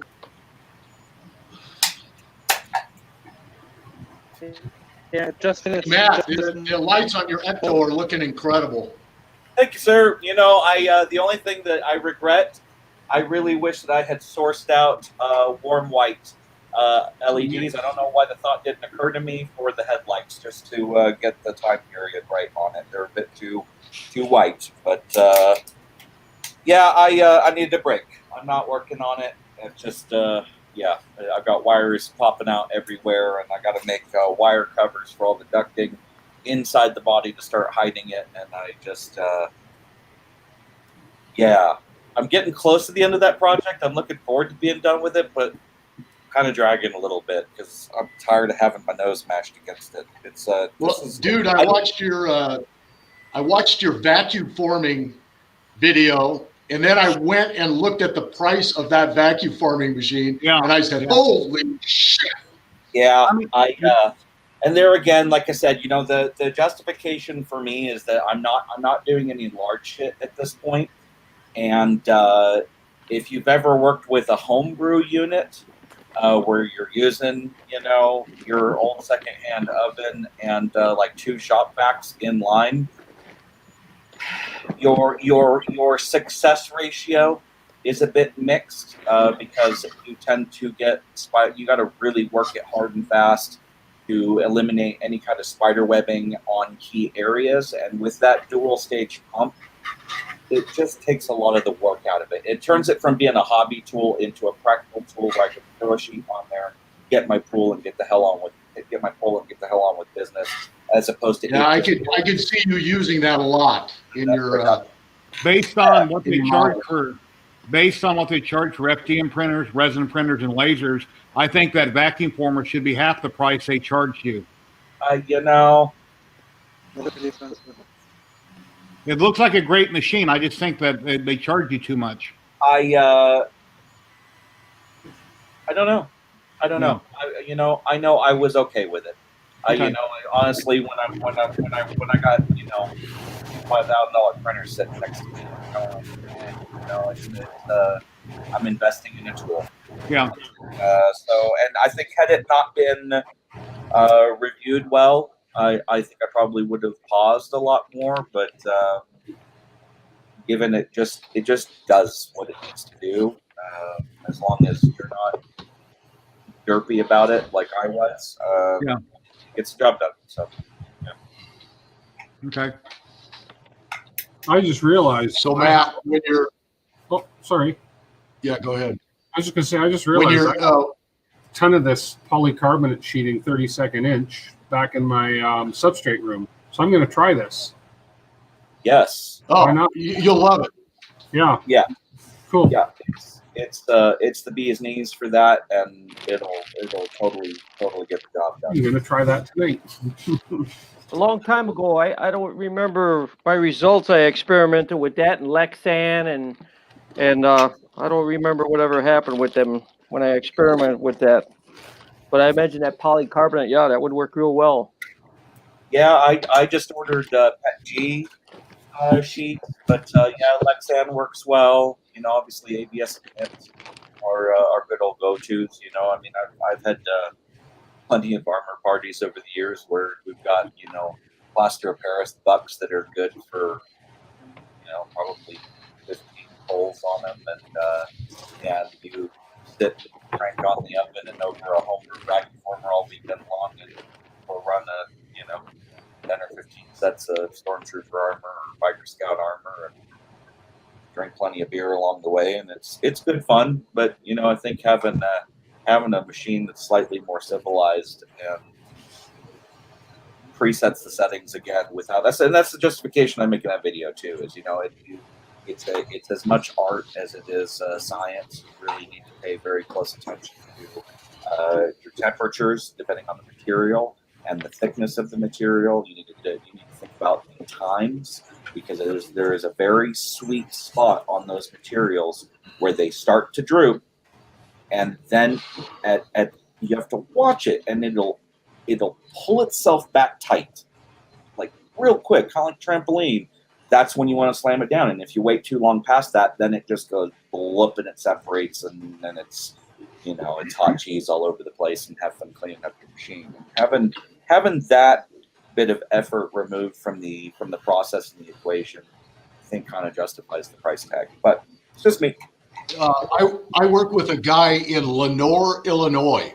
His company is Dynamic Balsa, and he's got a 24 by 24 vacuum forming machine, and he makes his whole business is selling RC airplanes, but his side business is making canopies for models that don't have canopies available for them anymore. So I will make the plugs, and I make the plugs out of balsa wood, and then he vacuum forms those plugs. And if you can sand that balsa wood so smooth, and I mean those clear plugs come out with no distortion on them at all. That's it. And I tell you, anyone who's done vacuum forming, if you're doing, you need clear lenses, whether it be for a helmet, whether it be for a canopy, and you are aiming for it to be that clear. Temperature. You need a good plug. Yeah. When you finish, you take some CR glue and you put a drop on it, and then you'll have your nice fog.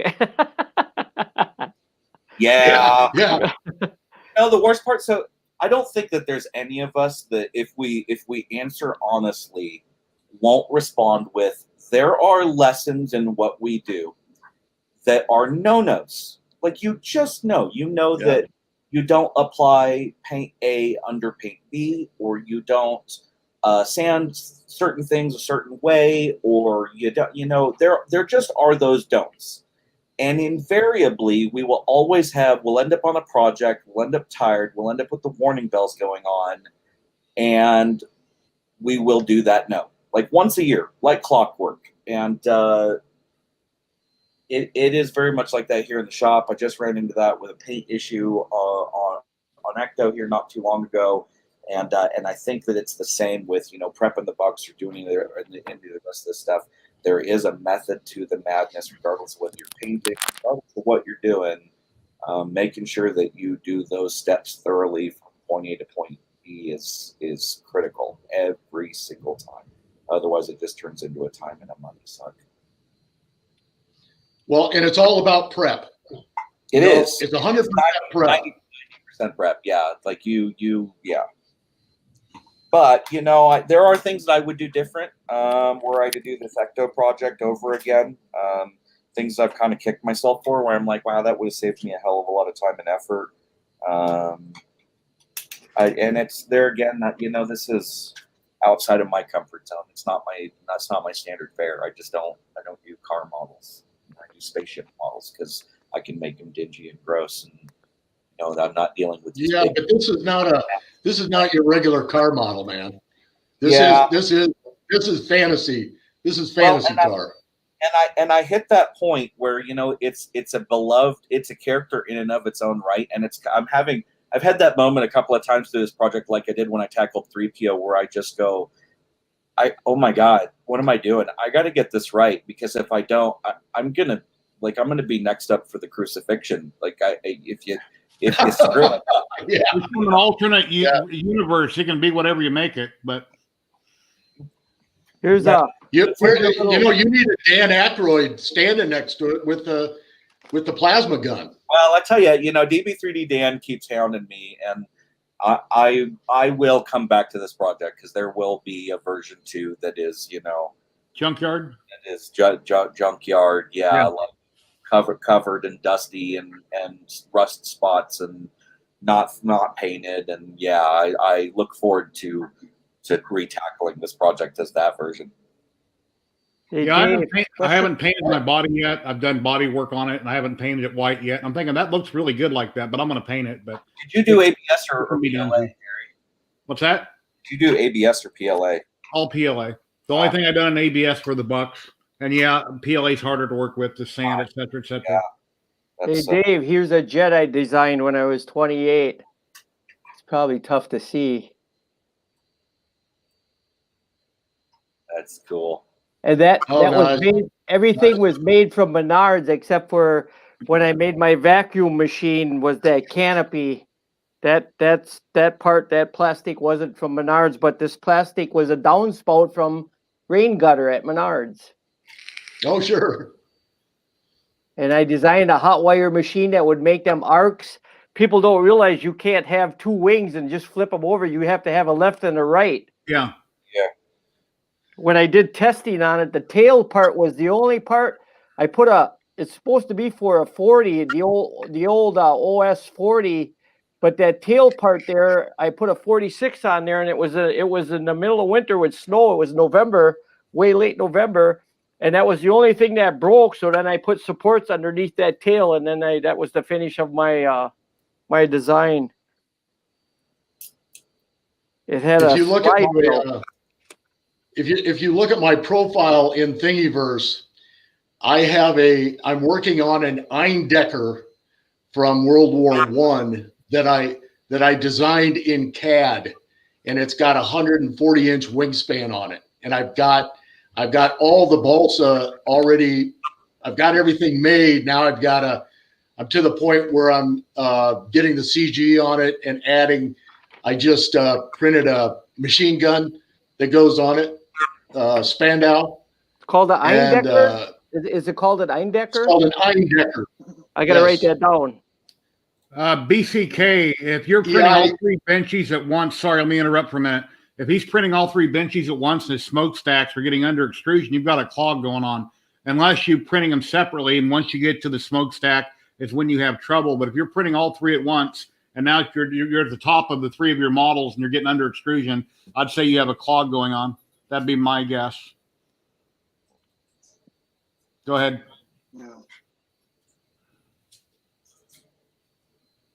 Yeah, what I wanted to say is I had a clock day this 2 and it was a mess. I almost gave up on it till Liam told me to check underneath the rim, at the rim mount, the nozzle, and then I found a whole bunch of gunk, and my problem was solved, and now it's printing smoothly and brilliantly. And, he said he's printing them one at a time.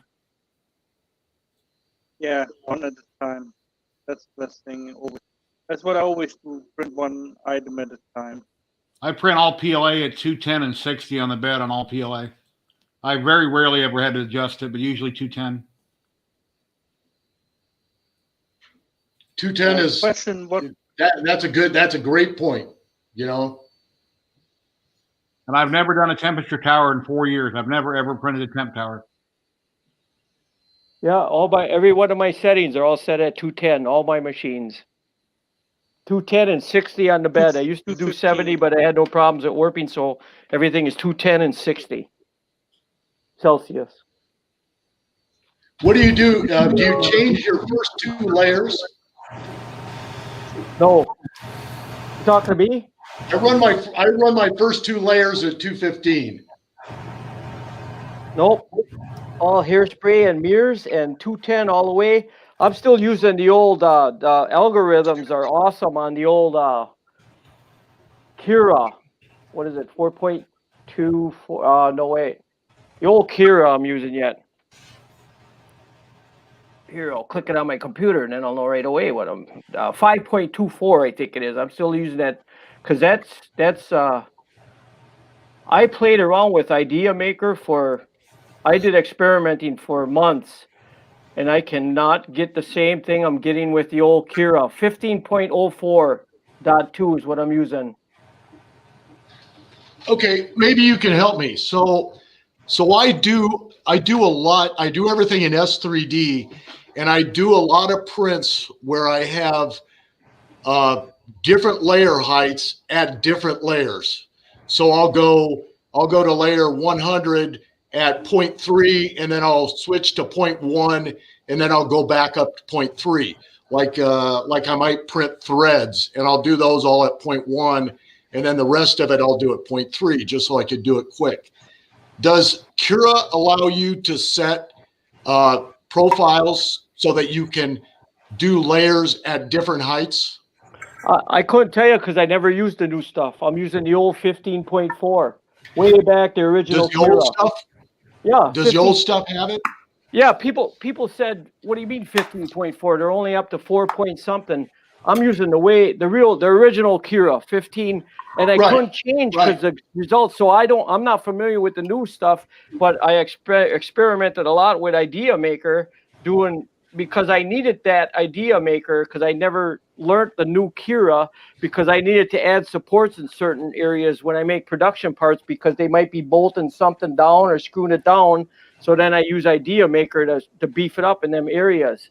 But all my other parts are just basic. The old Kira 15.4, the only thing you can do with that is you can do one print at a time.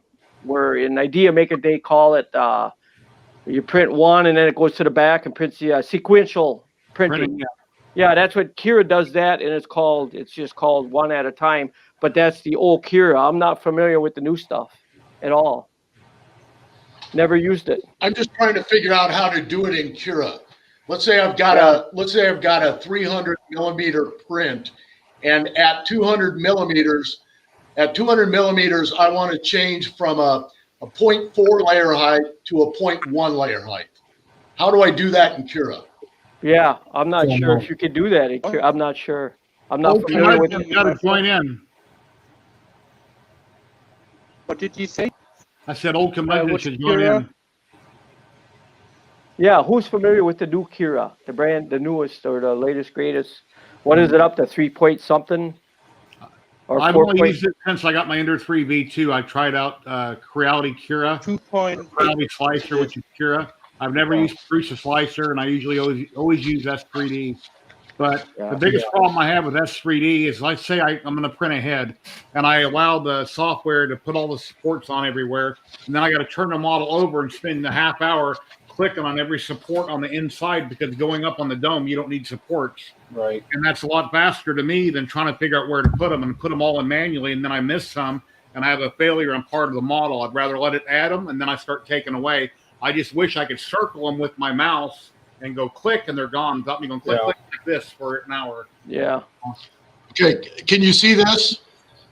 In a minute, we'll be able to. So I want to know, I do everything in S3D. So in S3D, I start at the base, and I print 4.4 millimeter layer height up to here. And that prints very quick. But I don't want my thread to be at 0.4 because that would be too coarse. So when I get to this point, I turn it to 0.1, and then I print everything. I print all the threads at 0.1. S3D lets me, I can put in 10 profiles. Yes. Does Cura let you do that? Yeah, that I'm not sure. The new Cura, I'm not sure. I'm not sure either. I have Cura, and I'm not even sure about it. Because that feature is that's an incredible feature to me. Yeah, I hear you. Kit might have an answer here. I've got it on screen. I see that.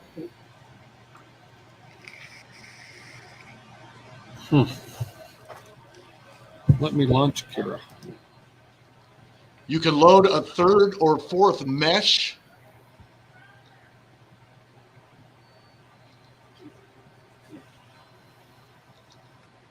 So how do you tell it to turn off the layer? How do you tell it when to change the layer height? After so many layers, I think. There's the setting I think I've seen somewhere in Cura. Because I like Cura. I think Cura handles convex shapes, convex curves a lot better than S3D, in my opinion. I think it handles curves a lot better. Yeah, and I tried when they came out with the new Akira. I looked at that not real close because I'm not familiar with all the settings and everything, but I could not get the same. I think the algorithms are way better in the old Kira, the 15.4. That's what I'm finding out. I could show you some parts with the old Kira that I'm still using on all my machines that have brackets that go through and they have tunnels inside, and I have no support, and I'll show you the inside with a flashlight and it's as smooth as glass. Super Slicer. Familiar with Super Slicer?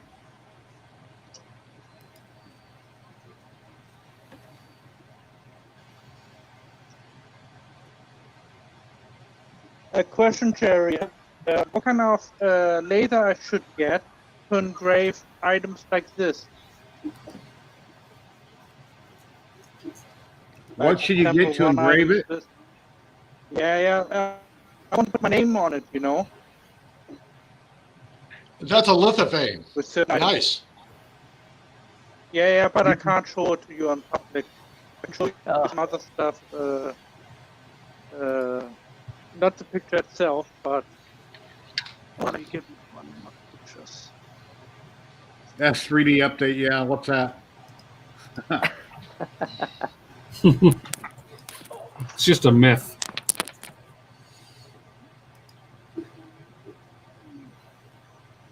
Yeah, I have no idea why they're not on the ball doing updates all the time like everybody else. No idea what's going on. I think they've run out of money.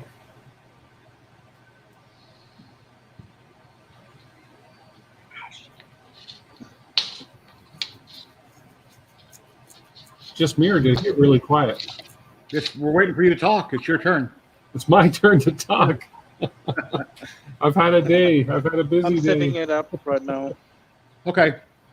I had an issue last night. I had a 31-hour print going on my CR6 SE. I get home last night and it's about 23 hours into it, and the bed had shut off and it fell off the bed and it was just printing spaghetti. So the heat bed turned itself off. I stopped it, reset it, did the preheat on it, and the bed heated up fine. So I don't know what happened. Loose connection? That's a nice lithophane. Possibly. Oh, is that ever a nice lithophane? All right, Matt. Well, it was. Thank you, Matt. Yeah. I just full screen. Show that again. Let's see it again. Oh, all right. Show and tell. It's your turn. You guys remember Show and Tell in school? Oh yeah. It's a good song. Oh too. yeah, nice. That's very nice. Yeah. It's big. Really Big. Oh, okay. So, What program did you use to design that in? Cura. I use Cura only for this paint. Cura was the best for this. I tried other slicers like 3D Simplify and Mechanic slicer, I think it was called, and that was even worse. Oh, that just got hard and made everywhere string. I messaged Chep Dominic on his YouTube channel because I can't get a hold of him on Twitter to see if he'd like to be a guest for one of my weekly live streams as my special guest, and I haven't heard back from him. 2 weeks ago, I messaged like 8 or 9 different people. Only one of the 8 or 9 people got back with me. They were busy, and other people didn't get back with me, so I haven't had a special guest on in 2 weeks. I'm just doing my hangouts once or twice a week.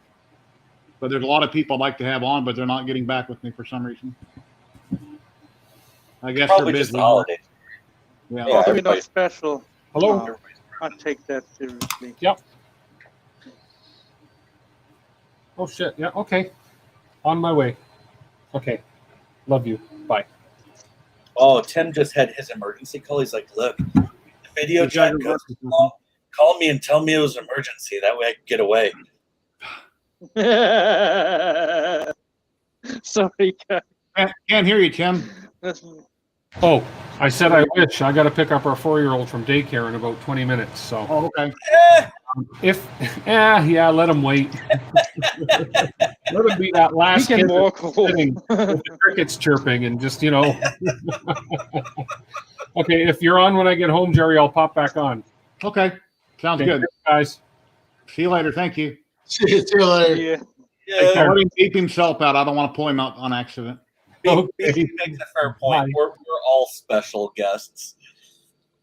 Oh yeah, everybody's a special guest. We just need to rename this to like Jerry's Short Bus. I meant when I do a one-on-one with somebody. So,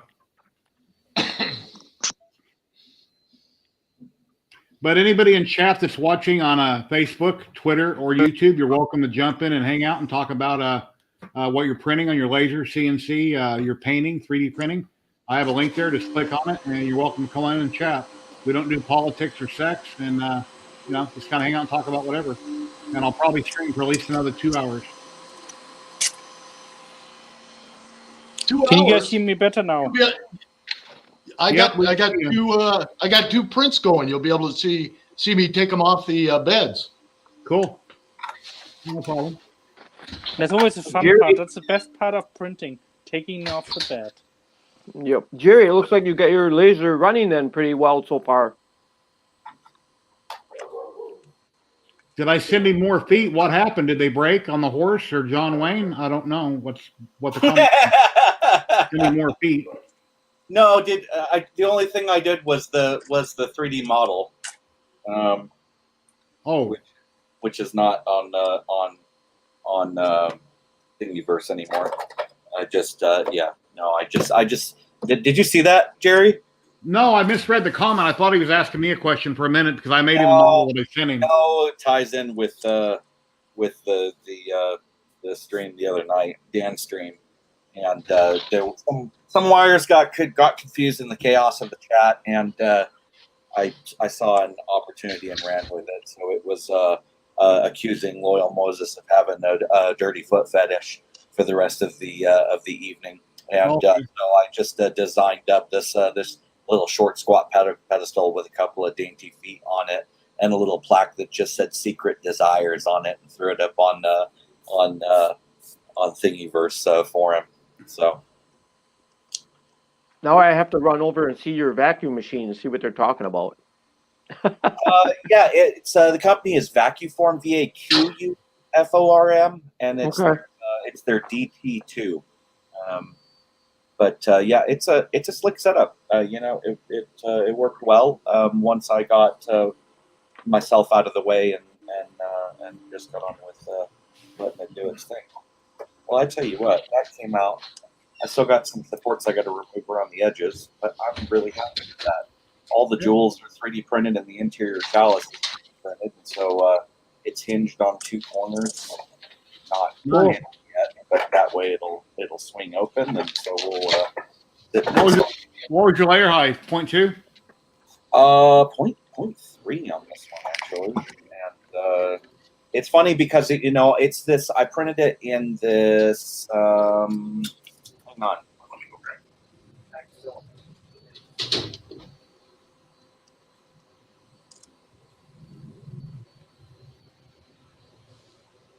Oh, I can hear music in the background. Oh no, where'd he go? Yeah, I was on Dan's stream the other day, and the conversation was going down the wrong roads that I don't do on my stream, so I had to get off the stream. Like I said, I don't talk about tracks on my stream, and it was kind of going south, so I had to leave. That's why I left the stream.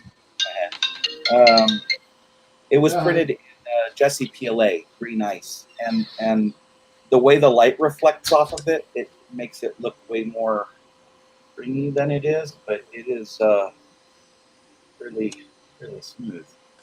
Very nice. Yeah, Very it is. nice. When I run my finger on it, I can't feel a layer line. So not bad for 0.3.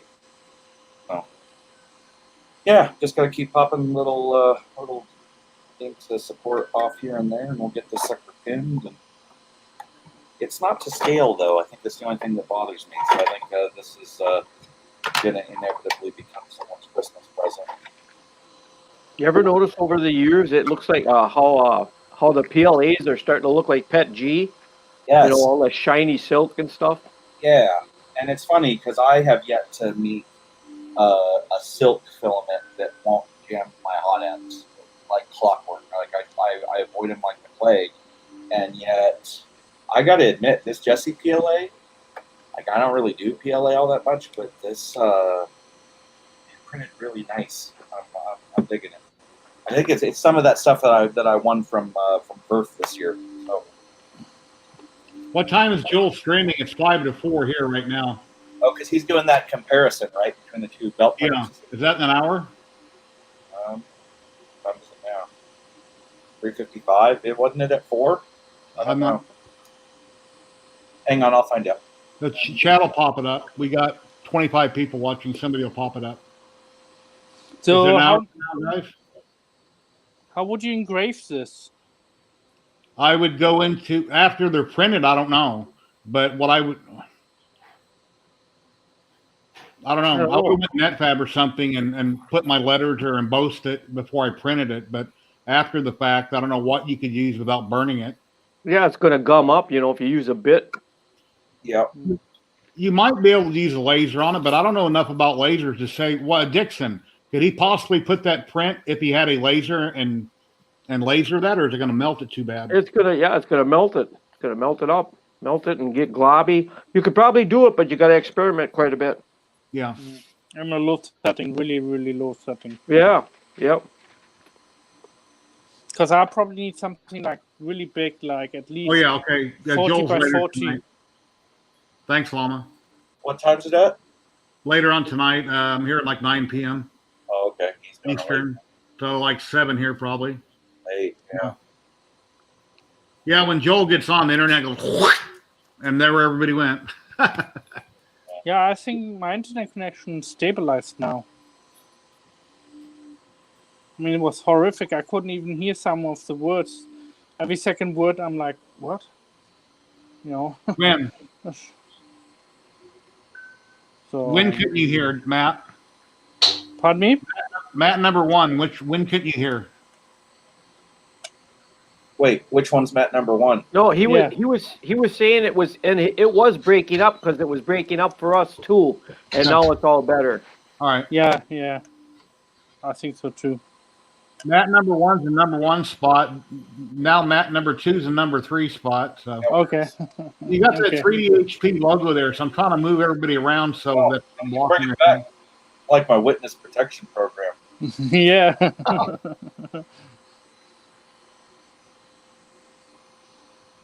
Yeah, that other belt printer that he has there, I think if I'm correct from what I've seen a while back, it might cost more money, but it looks like it's all 2020 extrusion. Looks kind of janky by looking at it, but hey, it's all about how it prints, right? Not how it looks. So I think it's done with heavier extrusion.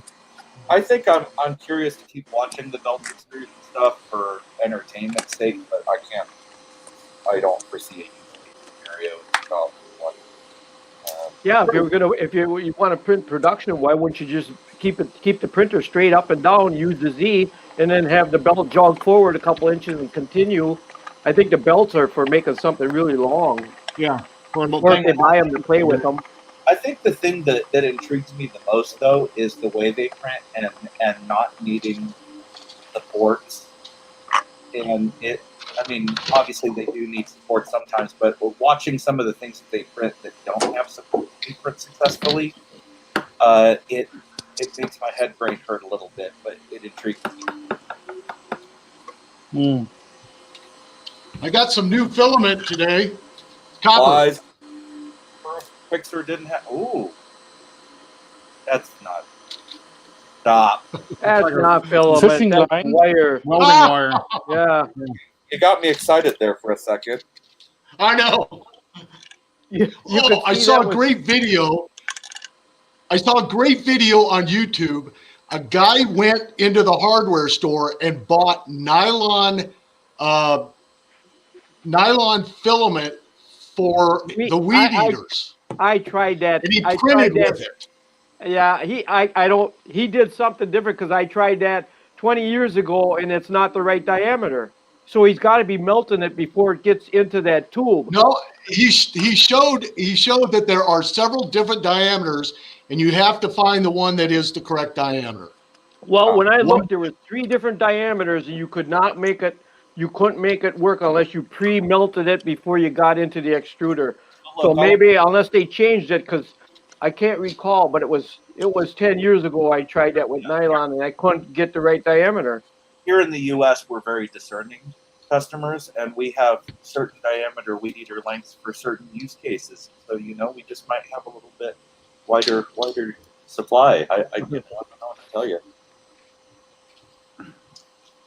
Yeah, usually when I do a hangout, I usually get on Twitter or Facebook and I message a bunch of people with the direct link, let them know I'm going live. This time I didn't do it. I figured, well, most people have notifications turned on, or they're on my Facebook group and they'll see it, or Twitter. And then if they want to pop in, they will, and if they don't, they don't. I heard it on Tim Hoagland's Ask Tim today. Yeah, I watched him. He plugged me. I asked him in the stream if he wanted to come in. Hey, speaking of which, we're at what? How many? 18 thumbs up. I think we can do better than that. Nevada homeowners, if you have a power meter like this on the side of your house, you can reduce your energy bill down to as little as $10 or $15. Yeah, thank you for 19 thumbs up. Thank you for the thumbs down. That's typical. Whoever does it, they usually do it. But there has been a few videos I've done where they missed giving me a thumbs down, but I appreciate it. So now they're going to go back. That's awesome. Yeah, I love comments. I love donations. I love people joining me, and I love answering questions, trying to help people out, and doing this so people can interact. Because there's a lot of people here that may not live stream themselves, but I will. So you're welcome to come in and talk about whatever you're working on, or your ideas, your thoughts, your questions. So anyway, that's my. I'm sorry that I'm not that talkative sometimes. I'm just a shy person, and sometimes I get mind blocks. Like I'm like, so it's difficult for me. We don't eat anyone. So I know that, but I didn't have a good past myself sometimes, and it kind of affected me a lot, especially because I suffer with PTSD. And join that club. Hey, Matt, I did a lot of lithos quite a while ago, and I sell them, but with the night lights that I designed, the bracket and stuff. But did you try I have vacation this week, the rest of the week. Did you try any colored ones yet, where they slip that colored? No, I never tried that yet. It's not really true lithophane colored one, because you're cheating, I think you're cheating. Yeah, that's why I was gonna maybe take a look at it this weekend, but I never really looked at it yet close.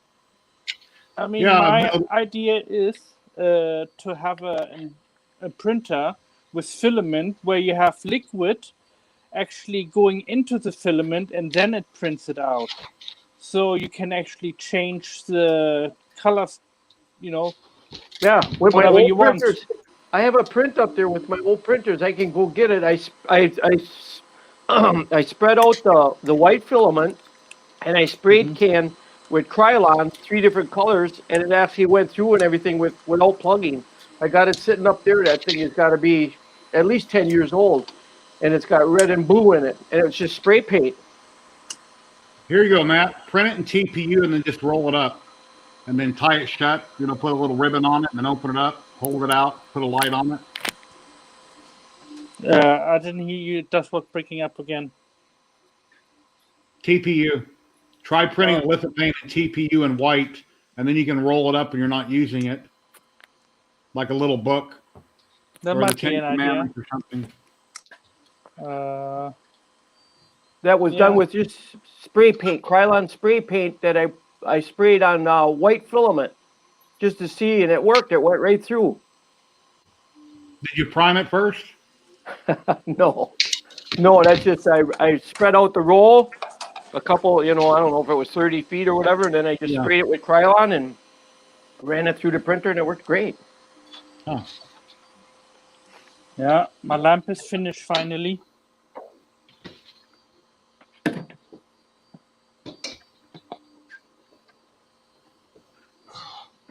And I set it aside and just didn't experiment anymore with it. Yeah, that looks nice. I didn't try any lithos like that. Yeah, this is for the charity I'm doing. Years ago, I was practicing.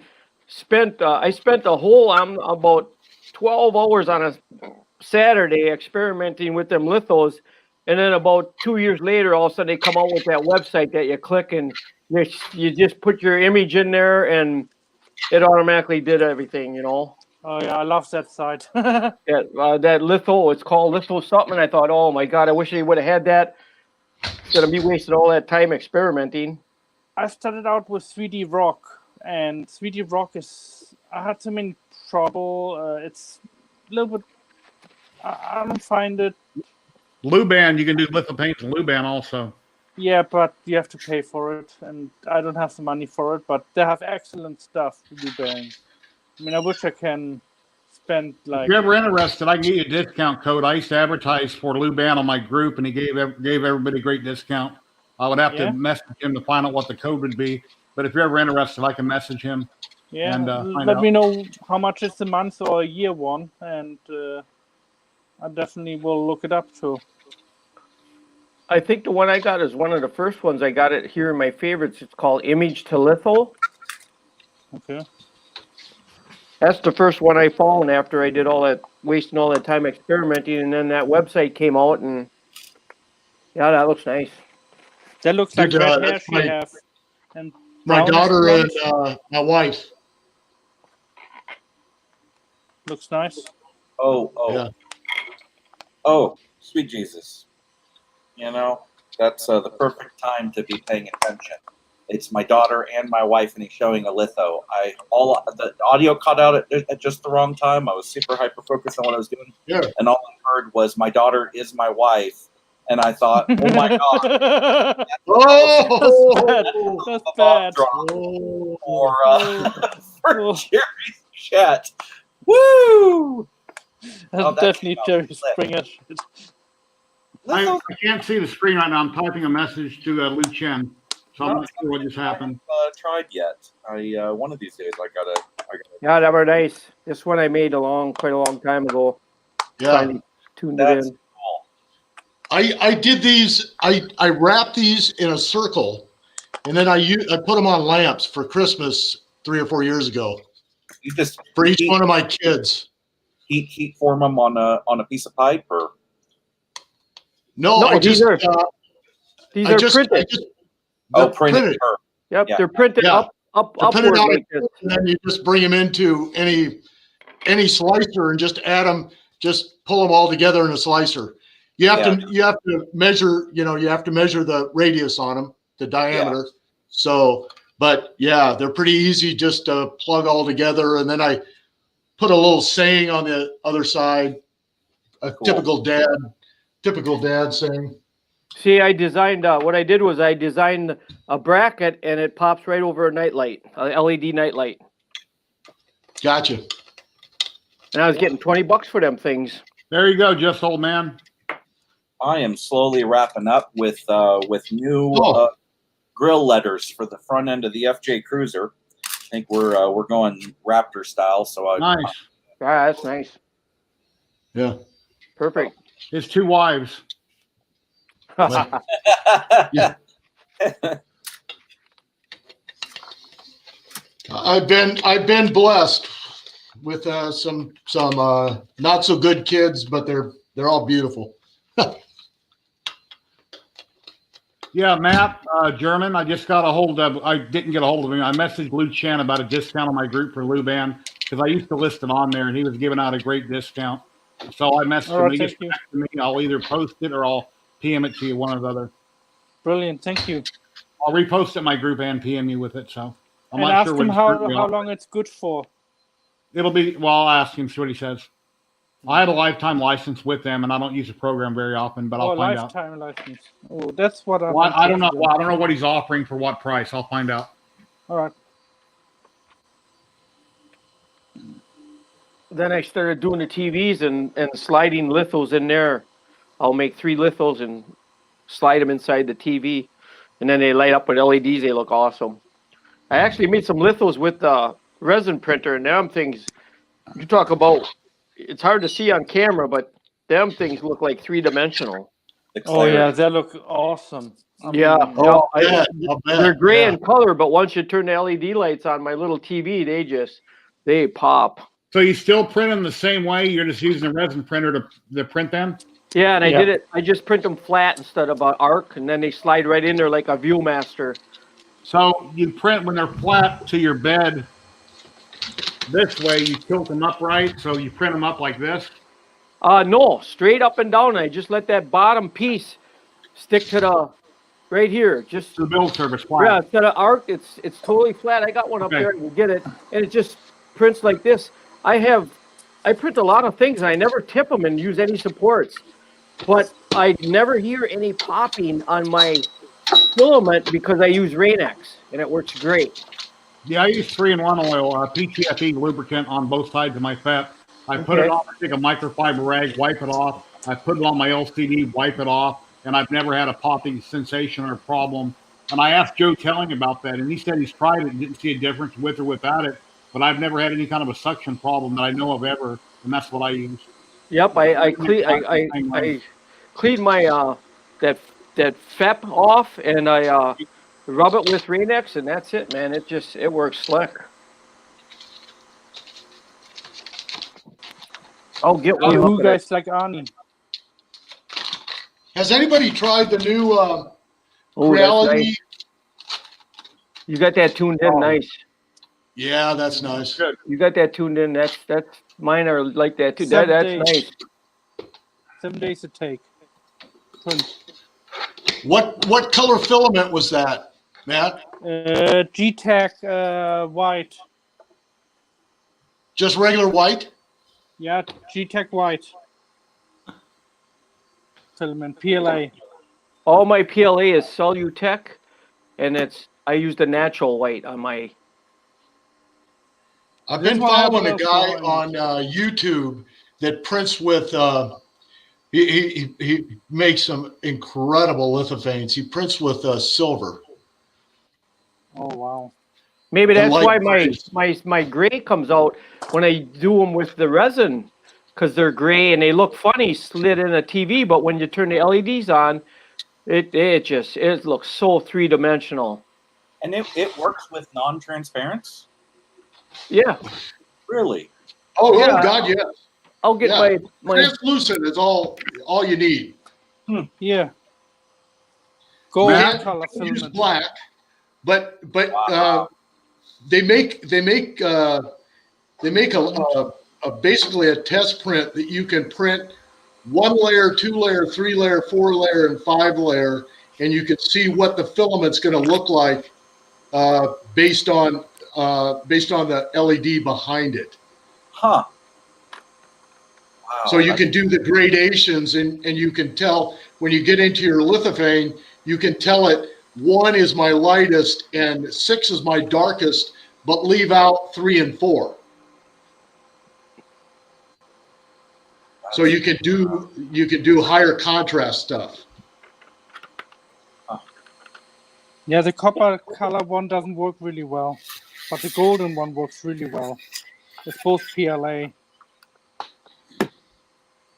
Yeah, here's the TV, and it looks like crap because it's gray. It looks like crap, but they slide in the TV like the ViewMaster, and it's just flat. It's printed like this, standing up flat. Holy hell! That's the fire that we were looking at up behind you on the shelf?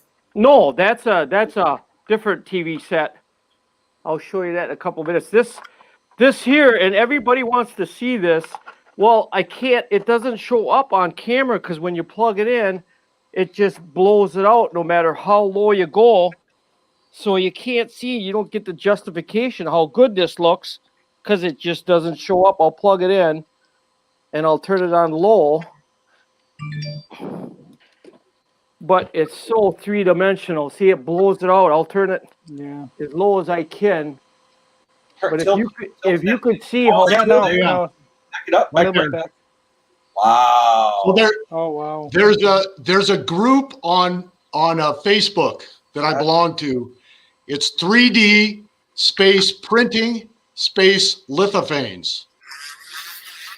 And when you go on that and start looking at some of the stuff that is being printed, you'll just be amazed. Yeah, now you see that on the camera, but boy, if you see this in real life and you stare at it, my wife's arm and the watch and the glasses on me and the white, it's popping outward like, and it must be because it's made out of resin. It must be because it looks so perfect. I'll go get the fireplace, Matt. Yeah, that's piqued my curiosity.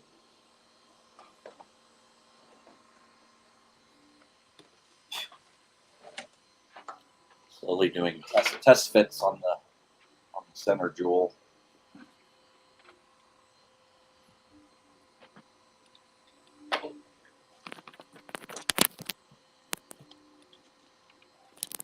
Dun, dun, dun, dun.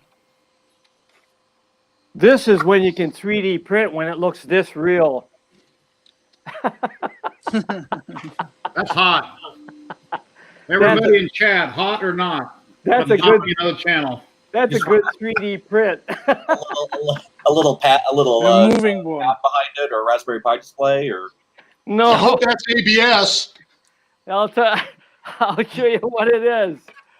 The iPad. Perfect. That's a good one. Nice. Here I was gonna make a display and everything, and people are saying, "Oh my God, that's so cool! You built a TV and all that." I thought, why do all that work? Yeah. So what I do is I make them the size of a phone or an iPad. I got smaller ones, and you just slide your phone in there, and they work pretty slick.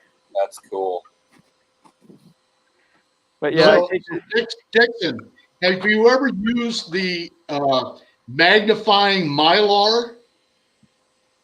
I had no. Well, so they make a magnifying Mylar, and you could actually do it big, and then put like just an iPhone in there, and it would fill up, and it would look like the old style TVs because it gives you that really round appearance. Oh, yeah. Okay. I see what you're saying. Yep. I see what you're saying. We're one of the guys, companies that produced that Mylar that's three-dimensional that you used to see on packaging, where you could move it and it was three-dimensional. Yes. I knew the company the guy that designed that, but I thought rather than take a Raspberry Pi and do all this work, I'll just make it so the iPad slips in there, and I'll make a couple so iPhones, or the other big one I got over there is for an old Windows phone. So when you show that to people, how many people try to touch the flames? Yeah. It's hot. Well, I was teasing them. I was on a different podcast, and I had my little one sitting here, and I says, "Okay, we're ready to go. I'm all cozy. I got my fireplace going, and I had my little one sitting off to the side. I go, it's getting pretty warm in here, and they thought it was a real fireplace. It was pretty cool. Well, like you downloaded that video wet paint sign. Whenever you put up a sign that says wet paint, everybody walks by it and they try to touch it to make sure it's dry. No, not me. I don't touch wet paint. I'm compulsive. If I see a warning sign, I don't touch. You know? Well, I always touch. Yeah. I worked construction for 35 years. And usually if there's a wet paint sign, people have to touch it to see. So you never know. Or there's wet concrete. They just poured a sidewalk and the guys went to lunch break. Well, they better stand there and watch it, or a dog or some kids or somebody's going to come along and walk through it. The other day, there was a video floating around of guys that just finished pouring concrete, and this chicken's just in the first class. You're just back and forth, all up and down the sidewalk, and they're trying to get him. And the more they move, the more he moves. And, oh wow! There's a hoop.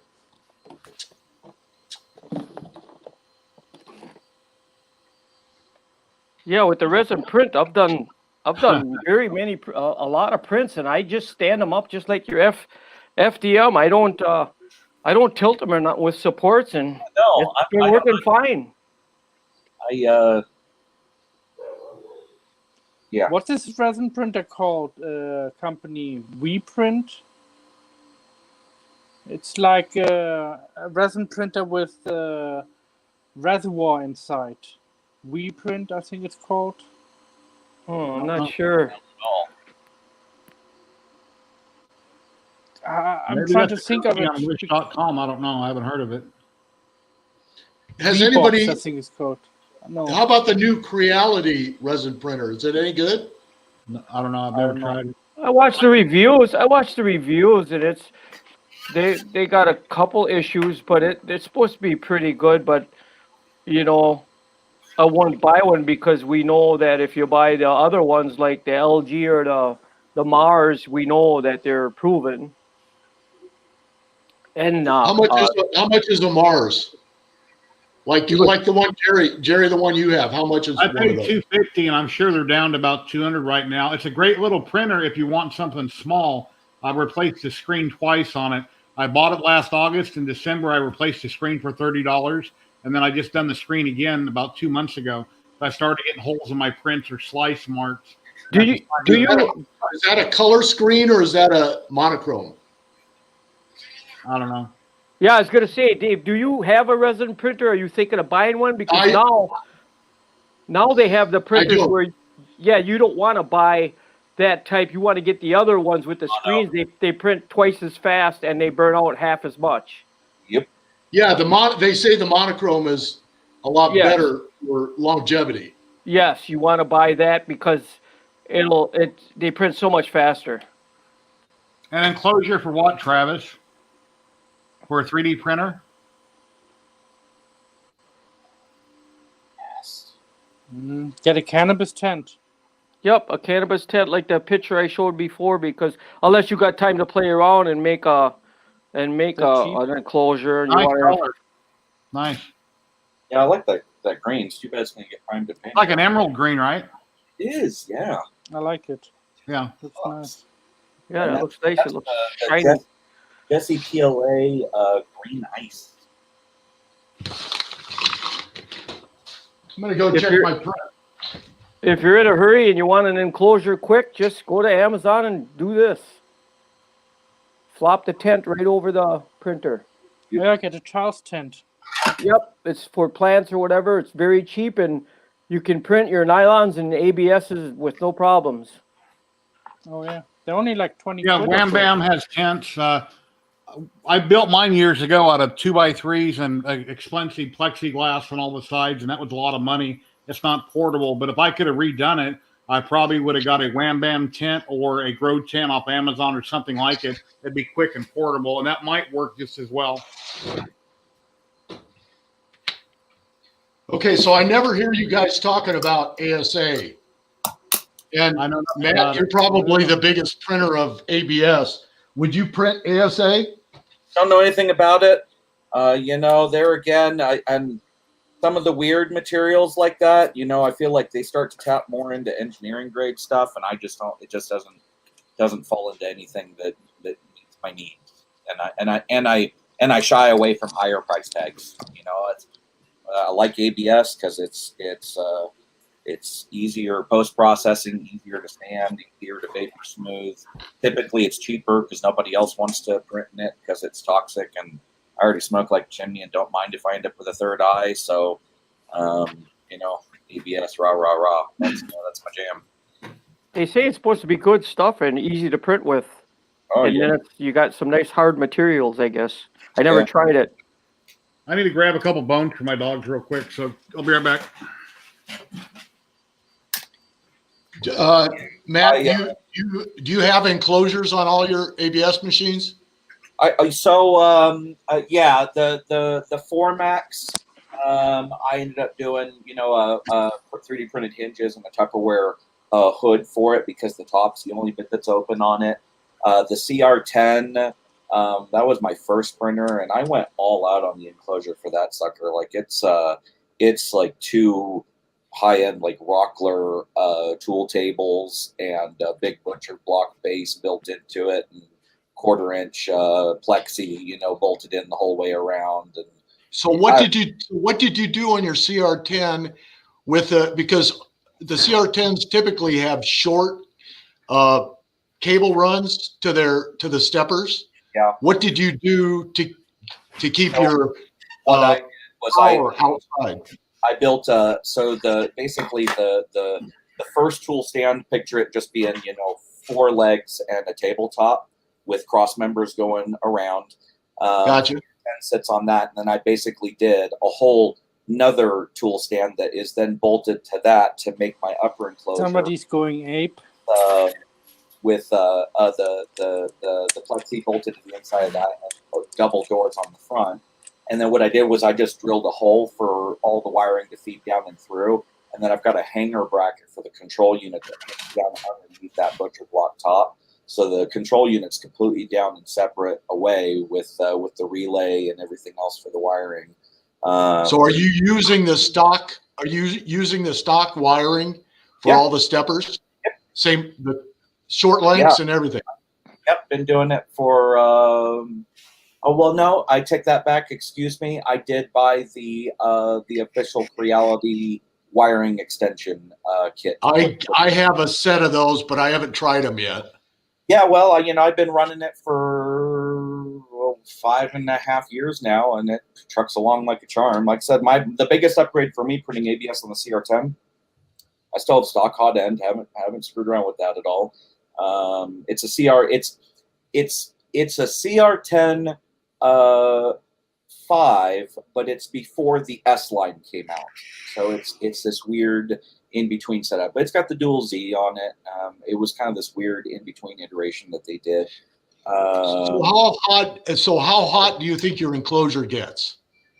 I've got a temp deal, but I never bothered. But I get at 101, about 101 degrees on mine, built out of 2x3s, and I got plexiglass all the way around it, 1/4 inch thick from Lowe's. I get to about 101.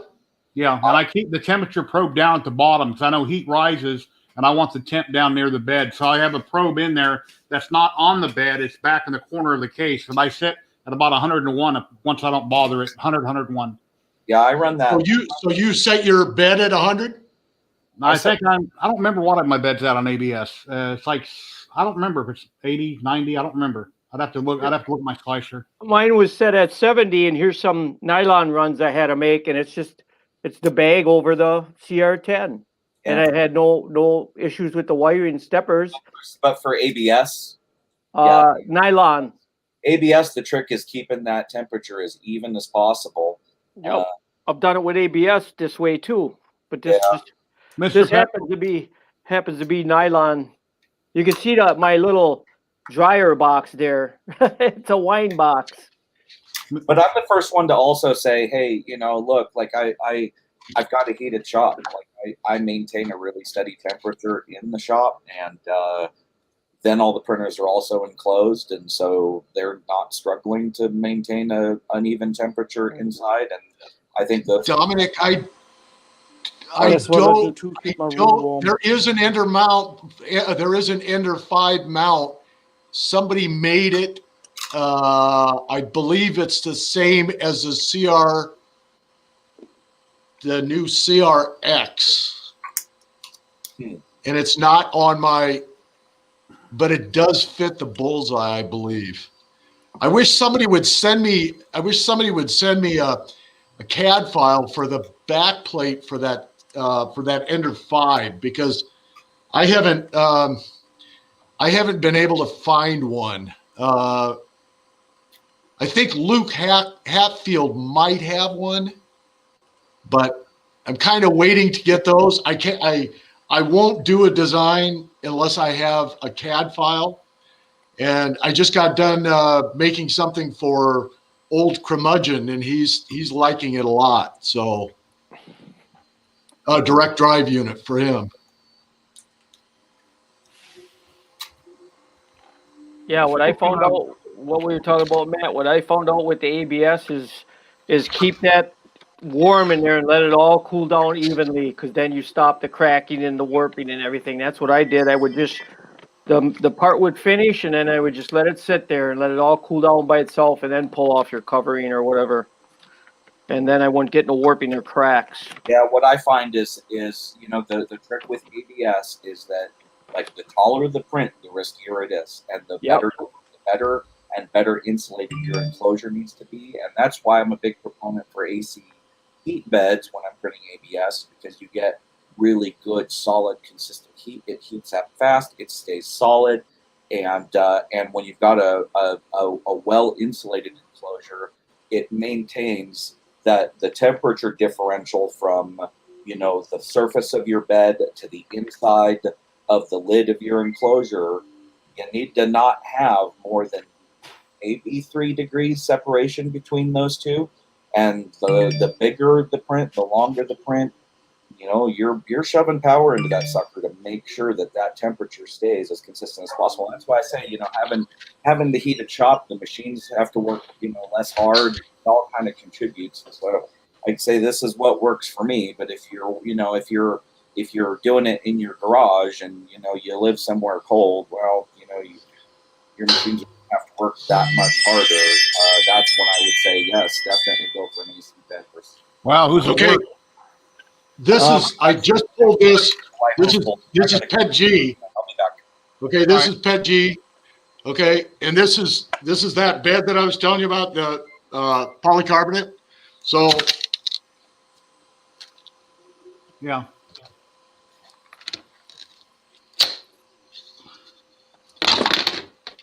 Well,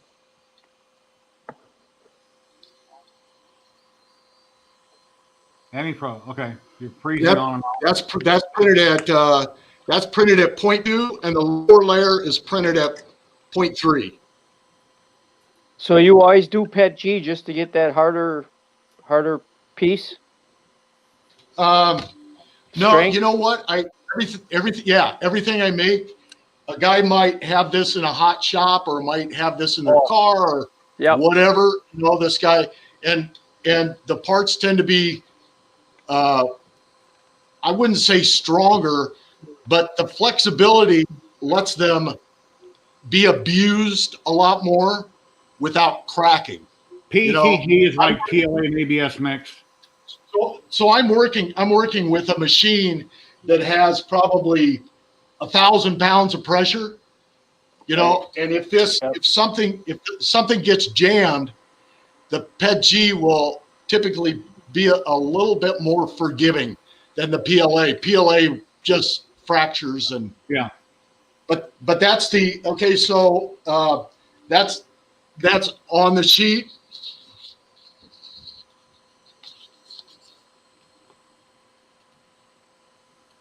And then this area where you have a purge, that area is a little bit harder to get off because it's purging in the same spot every time. So it has a tendency. Okay, so now that PET G print is done. It's off, and that's ready to go for the next print. And that's all ABS, and I never have to. I don't add anything to it. I use IPA to clean it every once in a while, and if an area doesn't, well, I haven't had any problems with it. So I sand it good to begin with, so that I've got a good surface, and the rest is just spring steel and a piece of 1/32 polycarbonate. You sand it with steel wool, right? What's that? You sand it with steel wool, right? No, I actually sand it with 80 grit sandpaper with an orbital sander. Okay. Yeah, that's why they stick so good. And I sometimes I just put IPA on it, basically. Every once in a while, I'll get like a little millimeter that might break free if I have a print that's really thin in an area. And I've just learned that as I take it off the bed, I kind of just pry it a little bit easily. You just don't want to But I'm telling you, I wish I could patent this, but this is a piece of polycarbonate glued to a piece of spring steel. Right. Yeah. Yep. I can't patent that. Yeah. But I can make this for you. So I've got one that I know, Jerry. You and Llama. I've got one made for each of you, and I'm going to send it to you. And when I get a chance, but I didn't say anything. I'm just posting comments, letting you talk. I know. I showed a picture of llamas the other day, and he says, "Well, how come you haven't sent to me?" It's just I haven't got out of the house. That's fine. But no worries. Yours. That's all it is. It's a piece of polycarbonate glued to a piece of spring steel on a piece of magnet that's adhered to a piece of annealed glass, which is the flattest surface you can get without machining. How thick it is? 1/32, 30 thousandths. Yeah, 3,000. Yeah, it's close. It looks like 3,000. No, it's 30. Oh. It's a 32nd of an inch thick. So it's heavy polycarbonate. It's not gonna, like Tim Hoogland's old blue beds. Those were polycarbonate. He says the new beds are polycarbonate as well, but they're a very thin layer of polycarbonate, and that's why their sheets peel off. This is a very thick layer of polycarbonate. I even have made these. I've got one on my TiVo that has got an 1/8 inch piece of polycarbonate on it, and then I use inductive probe instead of a capacitive probe. So I use inductive probe, and it probes the steel instead of the surface. So that steel is going to be as perfectly flat as can be. It doesn't, and all these surfaces are, they're made to really close tolerances anyway. But yeah, that's my secret. Yeah, all my original old parts were all PET G. That is, I got that dialed in, man. My PET G just prints. And the nice thing about it is I can take this off, and I don't even have to change anything. This is going on with my fingers, and it's just barely tight, but I can still put it on with my fingers all the way. Those are some nice threads, man. Yeah. Wow. And I can, I can reproduce those day after day after day after day. Yeah, that's what's nice about 3D printing. Once you get the file and it's tuned in, you turn them on and let her rip. You just turn them on. My biggest problem is remembering the name of the file that, I might have changed the file just a little bit, and oh my God, is that version 2 or version 3 that printed so good? Yeah, I always put a 1 and a 2 and a 3 and a 4 because I was looking for I had to find a file for somebody one time, an old job on their truck vinyl, and oh my God, I had to do searches and look, and I got thousands of files for my vinyl. Oh God, yes. And then my 3D printing, it's like, oh, now I got to go find them files. It's crazy. I'm gonna go get some of my old PET G. Yeah, go by date. Yep. All right, guys, I have to go now. I have to get ready to print another print and then go to bed. All righty. Well, thank you very much for joining us. I appreciate it. Thank you, Jerry. Yep. But Lou Chen, I contacted him regarding Lou Band. When I hear back, I'll let you know. Brilliant. Thank you. Thank you. Take care. And then there was 2. Anyway, if anybody'd like to join in and hang out, I'll be on for probably another 20 minutes. I think I'll go ahead and cut it at 3 hours. So I got 20 more minutes. Anybody have any questions? Please like, subscribe, share the stream. I'd appreciate it. And if you'd like to help out the channel or you'd like some cool discounts, there's ways you can do it. Or I've got a PayPal pinned link at the top of the post. So you could, if you wanted to help me out, you could donate to my PayPal account if you wanted to. That's not necessary. And comments. Come in with the comments. Where'd Matt go? I think I heard a doorbell or a cowbell in the background or a buzzer or something. So, can you hear me okay? David, can you hear me? Yes. Okay. I can. All right. How are things at the restaurant going? How's business? Getting Terrible. worse, better? Terrible. We're at, we lost $50,000 last month. I mean, lost it. It had to come out of my pocket. We didn't even make enough to pay our help. So we're bleeding cash terribly. Kit wants to know what he should do for dinner tonight.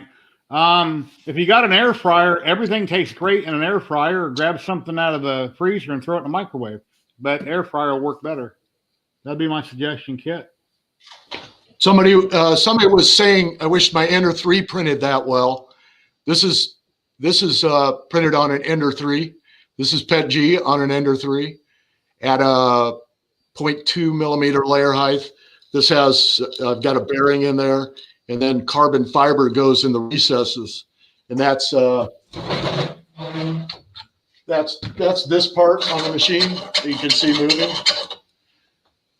Ender 3 prints G incredible.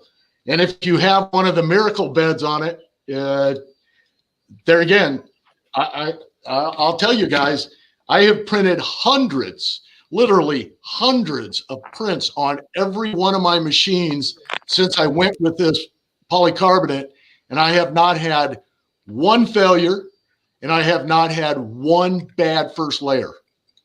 Now, you say what you will, but I mean, I don't even, tonight, I don't even stay at my machine anymore when I go to print. I walk up to my machine once the temperature gets hot enough on the nozzle. I'll clean the nozzle to make sure that I start with a perfectly clean nozzle, and then I walk away. You know? Yeah, that's the one thing that I really like about the 410s is they're about as close as I have come to being able to just click print and walk and just not really worry about it. Where with the CR10, especially with that 500 bed, yeah, I'm constantly watching first layer. Yeah, build tack is PEI, and mine are polycarbonate. Yeah. Here's my original, all my PET G stuff that years ago. That's all I did was PET G. You remember this old stuff? That was top of the line nozzle right there. You couldn't get any better. That's all they had. Wow. That was a J head, wasn't it? Yeah, this is the old geared. And here's another one. I had these on all my old printers that when they didn't have kits. This is all PET G. Oh yeah, I remember those. Those were great extruders. Yep, all. And then they came out with the Bowden years later. Well, I found out you could get better prints because you're not hauling around all this weight. But that was try to get good prints. I got good prints like that with these kind of heads, these Chinese pieces of junk compared to what they have nowadays. That's just a piece of metal with plastic. Yeah. Here, this is all PET G. These chains are PET G. This is what I used to run my wires through. Oh yeah. So why didn't you keep those on your machines? These here? Yeah. These were I had up to 11. I built 7 first machines with all of this stuff. It's my old machines. Now they got all these kits, and they just slap them together and go for production. Yeah. I had I'll dig up a couple old pictures, the old machines that Then they came out with these kits, and oh my God, it was so easy to build a kit and get it running and start production. So I slowly sold off. At one time, them old printers, they didn't have 3D printers out there on the market. I was building them. I'll show you a picture of them printers. I was getting $600 a piece for these printers. And it just dropped out. The market dropped out when China came along. Here's one that I built. They got these with long beds. This was years ago. I built this one. Holy smokes! See, you can see all the parts are PET G. Yeah. Yeah. But this is a long bed I built a long time ago. They didn't even have kits, and this is the kind of printers I had. And now when they come out with these kits and that, it's like, holy shit! You pop them together and go. Honestly, I think single-handedly the biggest thing printer-wise in my shop that increased success rates was getting away from bed slingers and going to Core XYs. Like I think eliminating that movement for a model that's adhered to a table just increases speed and increases reliable results. Yeah, I had here's an old video. Here's an old video. I had 7 at machines, and they were making money. I had 7 of them built, and them are power supplies from computers. So I built the first one, and then I went down the line and kept printing more printers. And if you look on some of these, they're ran by spider wire, no belts. And I could hold better tolerances with these old machines with spider wire because there was no stretch. Yeah.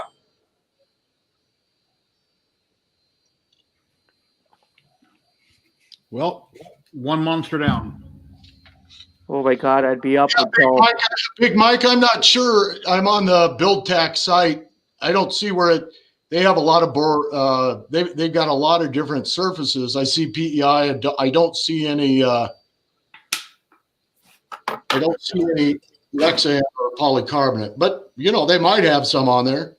You guys, you want to see an old-time touch probe that I programmed years ago? Watch this machine here. Touches the bed and then it'll go up, move over, touch the next corner. No kidding. It's like a little foot. Yeah, when I first heard years ago about writing code, and I dug into it, I says, "Holy crap! Here they're putting micro switches." I figured out how to write the code and all of that, and I thought I'm going to put a micro switch on there, and then I proved to one of my buddies. I says I made the bed perfectly off 1/8 of an inch. Hey Tom, how you doing? How you doing? What's up? Nice to see you. Hey.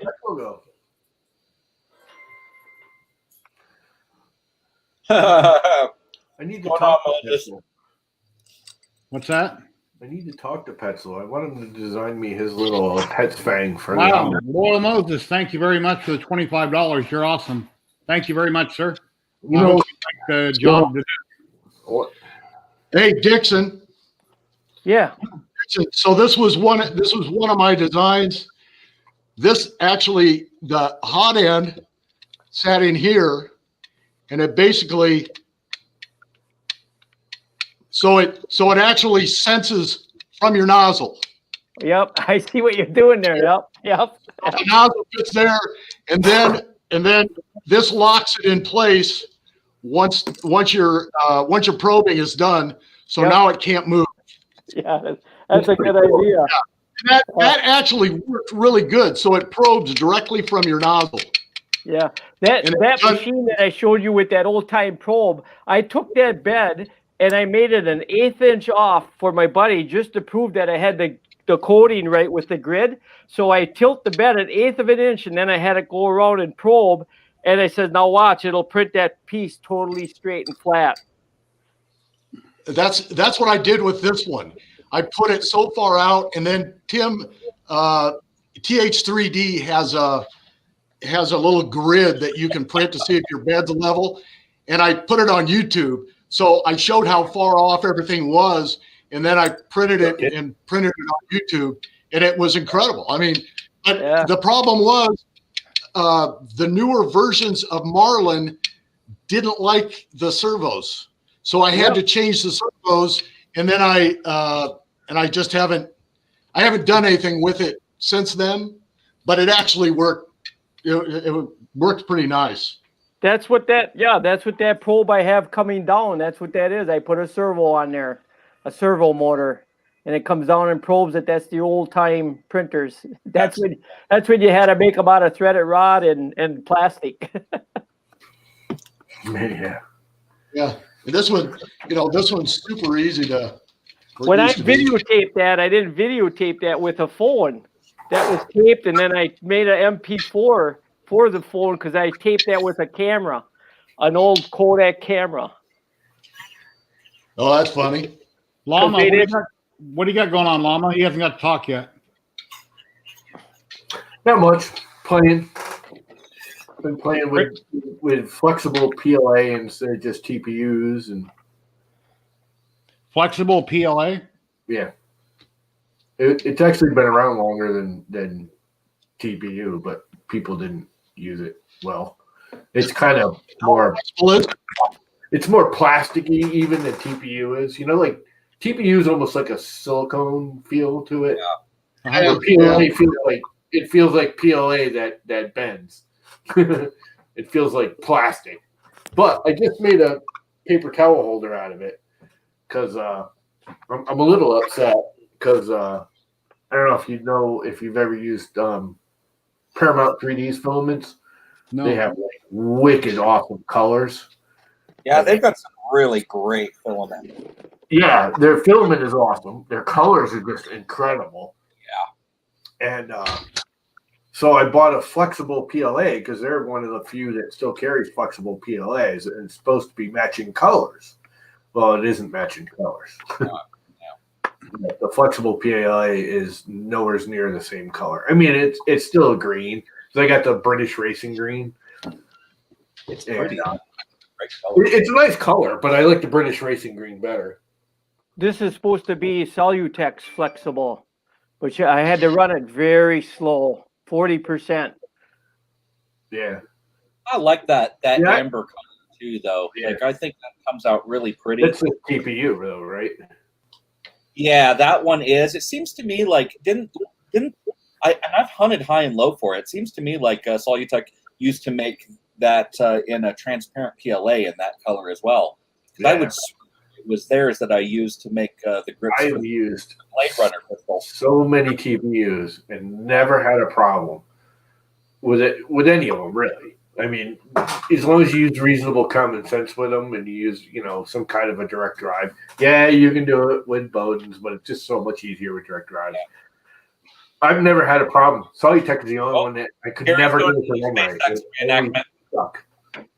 Did everybody see this earlier when we were watching it live? Yeah. Was that an old horn? Sound like an old horn, an old car back in the 20s or 30s.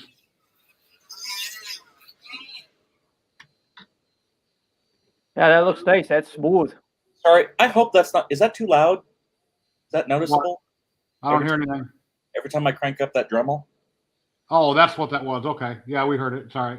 Is it loud? Is it bad? Well, do it again. Let's see.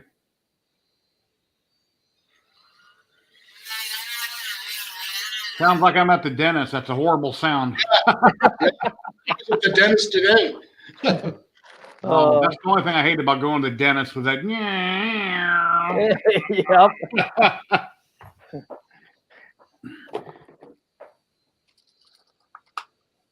Yeah. Pizza time.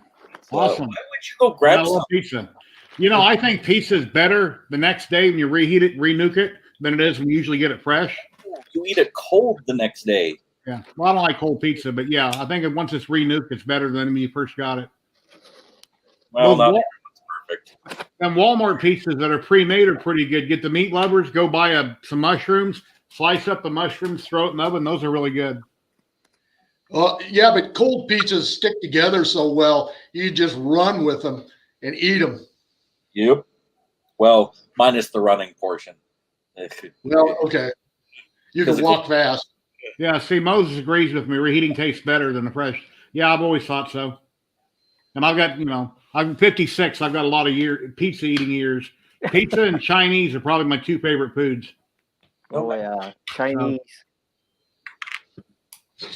And then my favorite, probably country fried steak and eggs are probably the best breakfast food. And then for lunch, it might be like I used to eat a lot of what do you call it? Open face roast beef sandwiches, open face mashed potatoes and gravy on everything. They're really awesome. Haven't had them. Do you guys have a Panda Express or what Chinese? Yeah, there's place? one not far away, and there's a few Chinese places nearby where I can get food to go. Orange chicken is my favorite Chinese food. Orange chicken is probably number one. Like the Chinese gringo menu. It was incredible. Hey, I went to a real place one time here in Wisconsin, and I'm telling you what, it tasted like I was eating off the bottom of the Fox River, so I never went again. The strangest thing that I eat almost every day is I get a couple pieces of toast in the toaster. I get it fairly not dark burnt, but fairly dark. I put butter on it, then I put peanut butter on it, and then I eat it open face. Sometimes I'll either put grape jelly on that or Miracle Whip and eat it open face. And I have my whole life. I love it. So my wife thinks, "Oh my God, peanut butter and Miracle Whip, you're gross." Well, it's actually good if I eat it open face. Yeah. That's gross. Yeah. And then on crackers, a lot of times I get crackers. I'll sit in the living room, get either Ritz crackers or regular crackers, put a little bit of peanut butter on it, put some Miracle Whip on it, and plop, there goes. There's one bite. So anyway. Jerry, you sure you're not from the Midwest? Yeah, I was born in Lincoln, Nebraska. I lived in a village called Warnock. I moved here when I was 5, so I've been here for 51 years. Okay, because peanut butter can be a meal at any given time, and if you put it on, now I don't like dark toast, so I make real white toast with the butter on it. Make sure all the butter's melted, and then I put peanut butter on it. That's a meal. Yeah. At any time, I can walk in and grab it tonight. The Army thinks so too. Everything we got has peanut butter in it. And it's funny because I like peanut butter by itself. I hate any kind of candy or chocolate that's got peanut. I'm the same way. You'll take that and do exactly what Dave said, and then I'll smear bananas on it, make the Elvis sandwich, But I cannot stand buttercups and stuff like that. I can't stand it. I love barbecue too. Love barbecue. Ice cream with peanut butter in it? Nope. No. Don't like chocolate's good. You don't need to fuck with it. Don't class it up. Just come on now. I don't know about cottage cheese and pickles. When I was a little kid, I ate cottage cheese and put sugar on it, but I don't think I've had it since. Yeah, we were always brought up to eat tomatoes, BLTs with tomatoes with sugar on it. Everybody else put salt. Yeah, when I was a kid, I put sugar on tomatoes. Yep. No way. I'd probably do salt and pepper nowadays. Yeah, peanut butter and banana. I That's can mayo. have salt. My folks and my in-laws, man, they all run their own gardens. We show up at their place, and I'm like, I'll say hi later. I'm gonna go graze your garden, and it's just you just toss me the salt. I'm gonna wander on out there.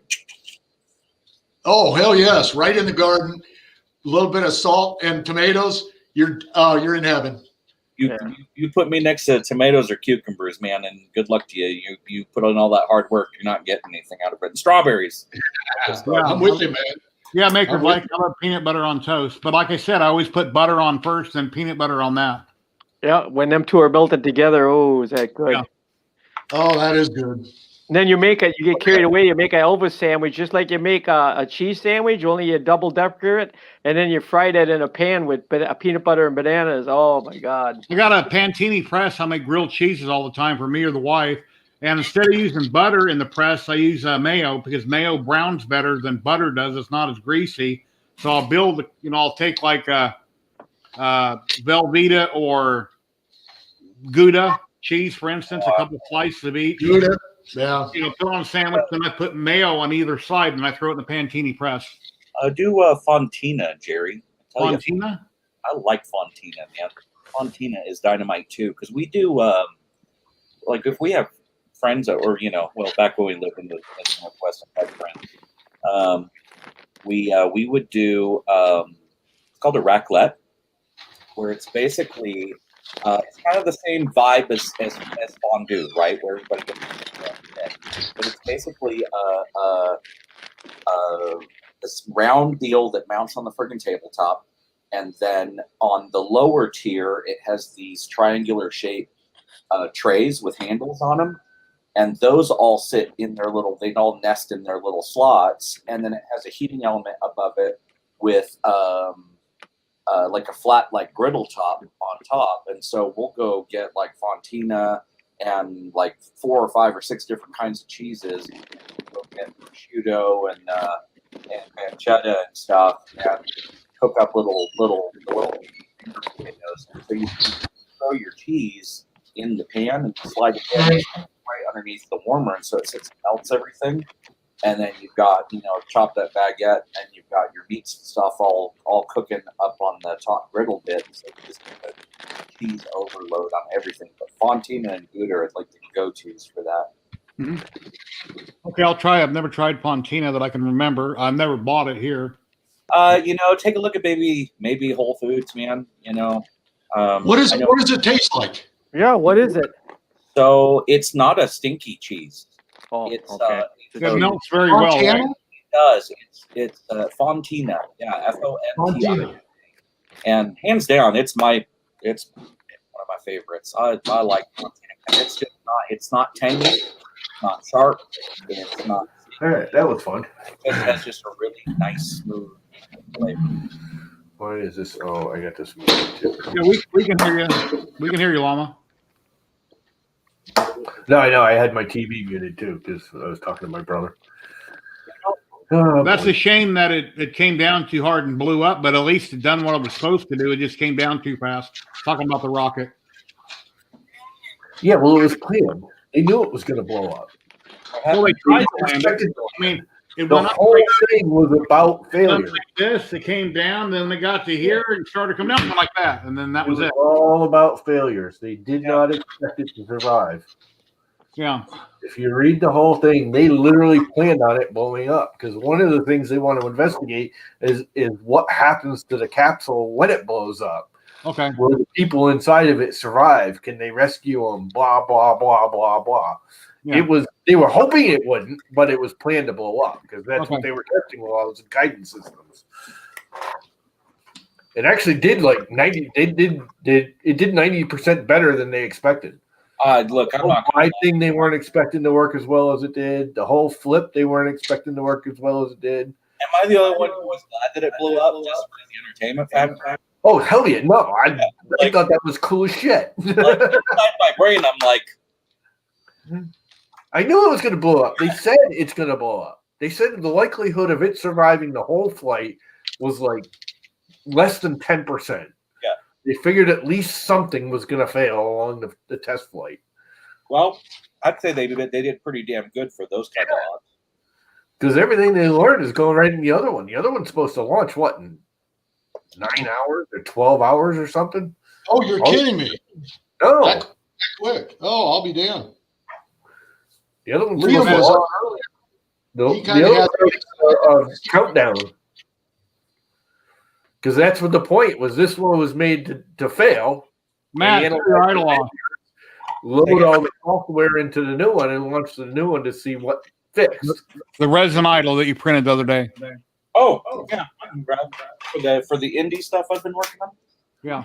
This ain't like a regular rocket that they can just launch and hope it makes it. And if it don't, oh well. This one's supposed to carry people. So they need to make sure. I mean, that's what that was all about. This whole test today was about failures and how it reacts and can it handle, this not working or that not working, because they don't want people to die. I didn't know they were going to load another one right away. Have another one ready. I'm pretty sure it's got a question. Explanation, please, for Nazi. I don't remember what we were talking about regarding the comment on the screen. You'd have to look it up to know exactly, but the other one's all built and ready to go. The whole point of this one was they could fail it, figure out the failures, recode the firmware and software, and then launch the next one to see what got corrected and if it corrected and blah, blah, blah, blah, blah. They were expecting more failures. the whole glide pattern they didn't think would work, and it worked beautifully. They thought it was going to drop like a rock originally. I don't know. You'd have to read their whole. I only glanced through it. Their whole, mission statement. Yeah, Mika, repost your comment. I'm not sure what you were talking about. I don't remember we were talking about Buckeyes. Unless was somebody on the screen talking about Buckeyes? I don't know. They're down in Australia, and I don't know what we were talking about. They want clarification. Did you see the pad after it blew up? No. Oh, you got to go back and look at it. I think it's still live. You can go like on SpaceX, or you can still look at the pad. There's a lot of like the whole nose cone area where the people are supposed to sit is pretty much intact. It's it obviously beat the snots out of them, but if you look at it, the nose cone section is just laying there. Yeah, I'm looking for it. Yeah, I don't see it. I mean, it's I don't think anyone in it would have survived, but it's definitely damaged and beat up. Like the new rocket, if that would have been something 5 years from now, it would have been jettisoned. They would have been safe, hypothetically. Yeah. Well, that's all what they're testing now. Yeah. They got like 12 of these things ready to go. Yeah, after Challenger, after the NASA had 2 space shuttles go boom, I'd be afraid to get on a rocket. But hey, SpaceX is looking promising. So yeah. Well, that's the whole point, is why they're doing all this is to prevent the crap like what happened to, the Columbus, or whatever, was it Columbus that blew up? Columbia. That's the difference between private and Challenger. That was it.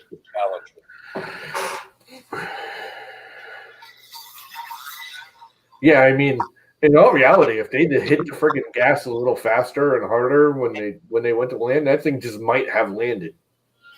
Yeah, if they had flipped it end for end, a good solid, like 30 seconds earlier, maybe 60 seconds earlier, that would have made all the difference. And I think they know it. That for as much. They were testing it under extreme conditions. If something fails on Mars, they want to know what they can make the machine do, what it can't do, how it will recover, blah, blah, blah. How a James Bond bubble pop out and it just starts bouncing. Yeah. They were deliberately testing to see if they can even fly the thing on one of the 3 engines. Yeah. Which they could and hover. That was the thing sat there. I was surprised how well it held. Spray foam, giant nozzle with spray foam shoots out the side, and by the time it hits the ground, it lands in the spray foam.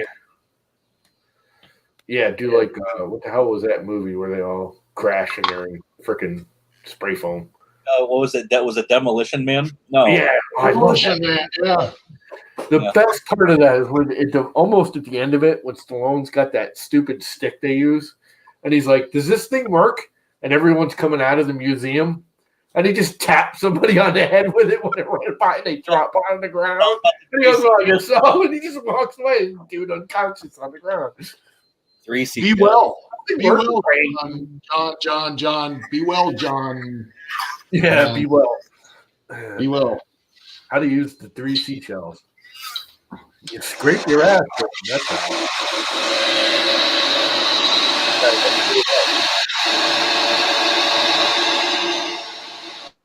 Is that his heat gun? Oh yeah. Yeah. Jet engine. Jet engine turbine. That's a real heat gun. That ain't no little toy one. Hair dryer. That's for melting shit, not for just flexing. That's exact. That's for that's a Milwaukee. That I think it gets up to it's for removing tile off your floor. Just that it looked like what I used to use when I did that kind of crap. Yeah, I'd pop a lot of tile in Target, for instance, that red tile when you go into Targets. And talk about getting cut up. I'm sure you know, Llama, about tile, and you're chipping it and you're getting hit and you're getting cut and, all over the place. Tile sucks. There's an easy way to stop that. Yeah, there's actually a couple ways. One, we used to just soak it in water. The water cuts down the back kick a lot. The other one is just we used to freaking put tape down over it. You just put tape on it. When you hit it, the tape holds it and keeps it from splattering. Plastic, just put plastic bag. I used to do, you do the old tubs, the porcelain tubs. You can't get them out of the house. You got to shatter them to get them out of the house. And God, hitting one of them old cast iron tubs with a sledgehammer with the porcelain on it, that's like a glass freaking grenade going off in front of you. Yeah. You got to suit up heavily. I did that once in a pair of shorts and a t-shirt. I hit that thing once. I said, no. Freaking little blood marks all up and down my arms from that thing. Yeah, when they demoed the dunes years ago, I worked for a demolition company here in Vegas, and I had to go bust out all the windows in the tower so that when they imploded it, the glass didn't blow out. And I done like the old lady did in the commercial for Discount Tires. I picked up an old tire that was laying in the casino, and I threw it at one of the plate glass windows, and of course it just bounced off of it because it didn't break it, but it was fun. Just had to take anything like a steel pipe or something, punch a little hole in it, then it would shatter. Yeah, I used to do like massive picture windows, and we had this guy that would take these jobs, and there's three of us. There's me, the one other guy I worked with, and the boss who didn't work. He was more of a salesman than anything. I mean, he was not stupid, but he was kind of dumb.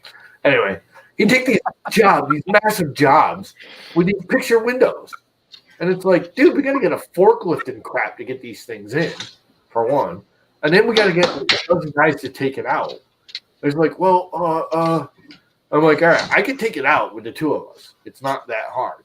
He's like, well, how are you going to do that? I said, I'm going to put a bunch of tarps down on both sides of the window, and I'm going to break it. Just have it drop in the tarp, roll up the tarp, throw it in the dumpster when we're done. Just know I'm going to toss the tarp. I'm not going to try and save the tarp at the end. He's like, oh, that's pretty smart. It's like, yeah, but how am I going to get a 15-foot freaking window up with two guys? I can't do that without a forklift. It's like, well, how am I going to get a forklift in here? It's like, well, why'd you take this job if you don't know what you're doing? Oh, I hate people like that. Yeah. Oh, we can do it. We're worrying about Mars because China's probably got dubs on the moon by now, so that's probably why we're thinking about Mars.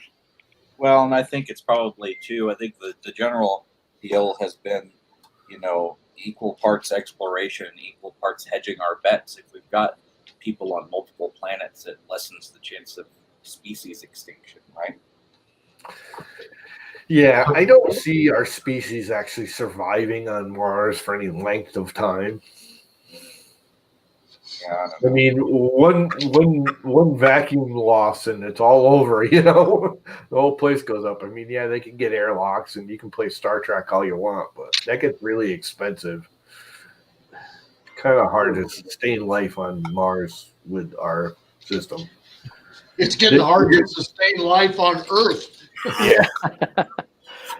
Yeah, that Mars is a 100-year fantasy.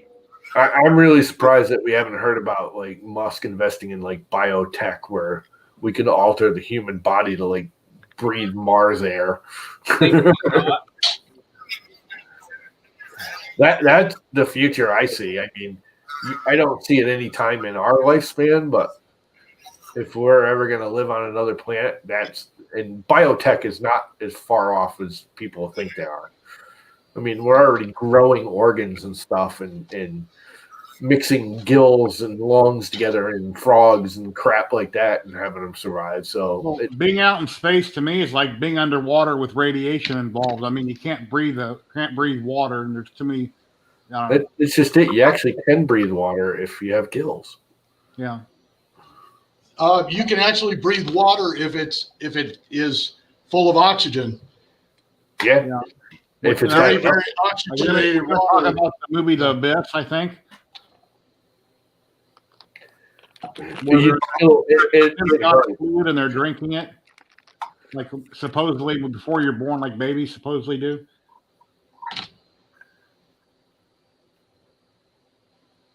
The hell did I just watch recently where they designed like a gel that you can breathe?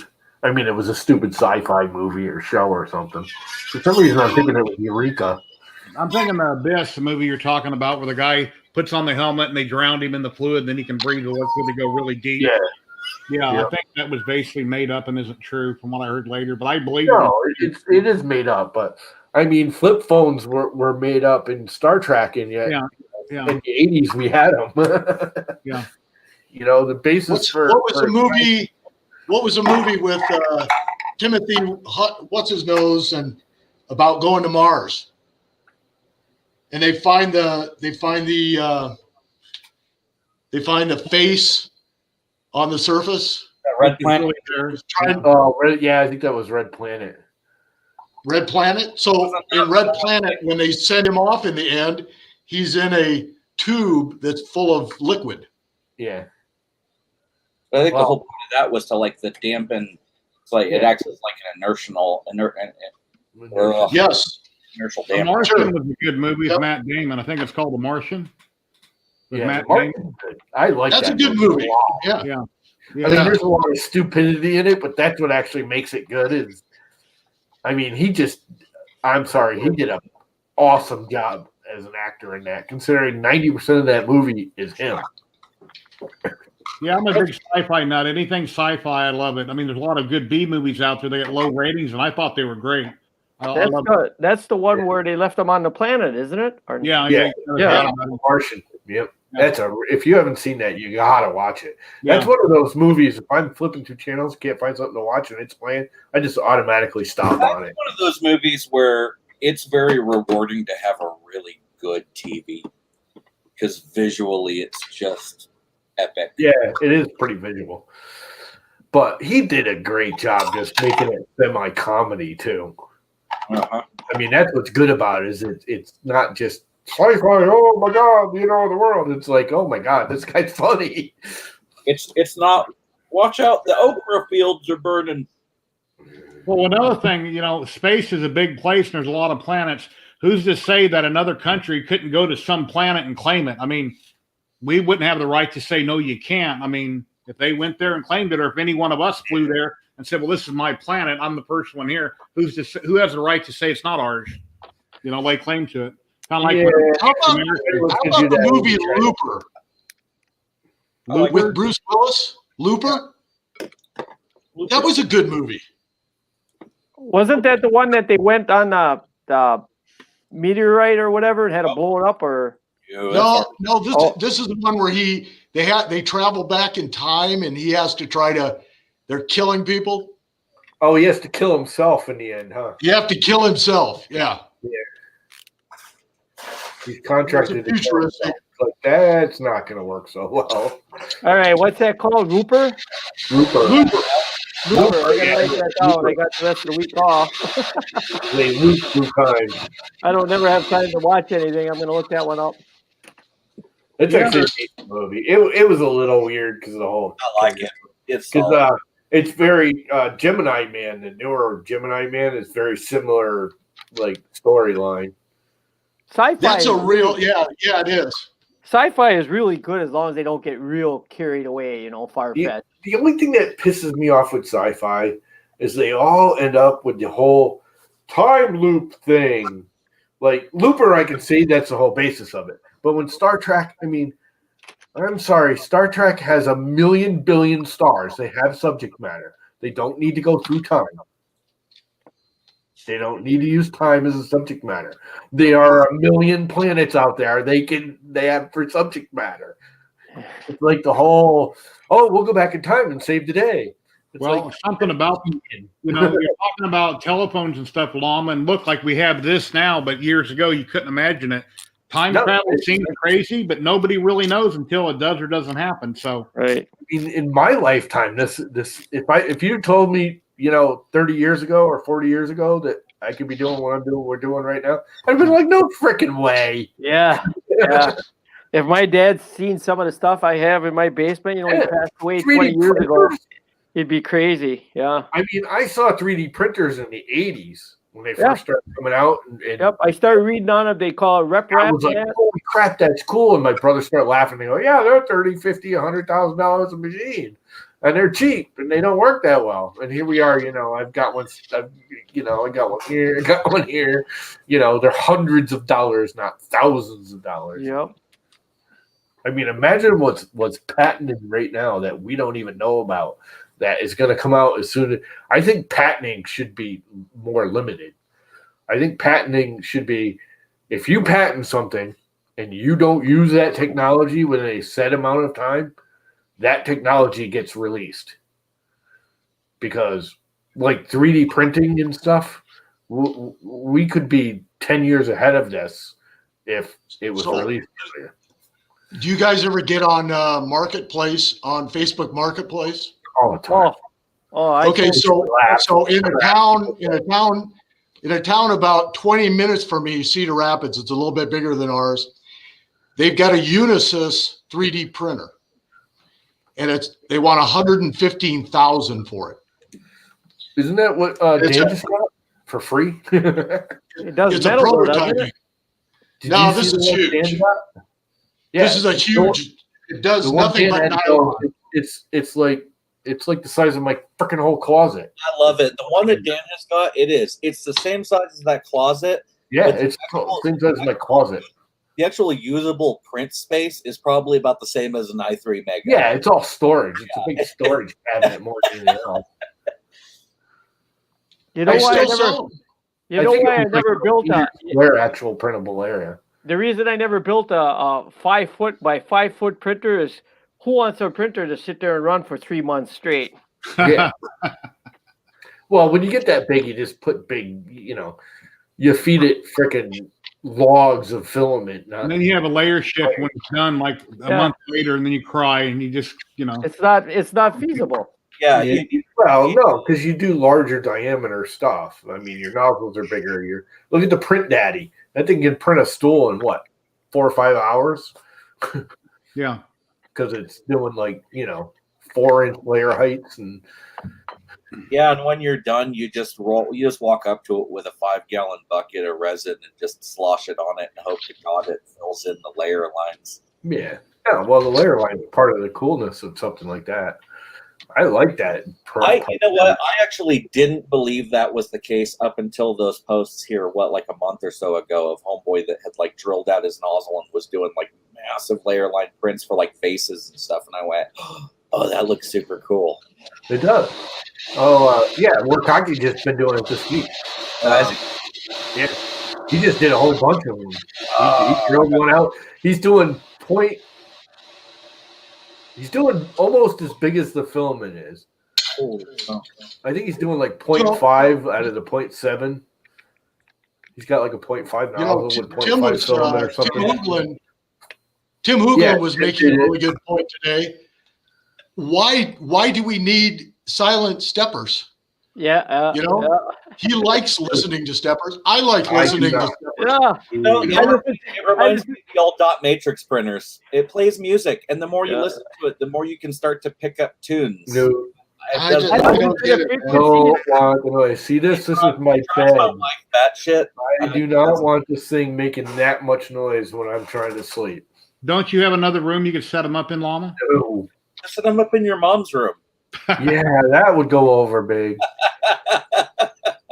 The frequency, clue.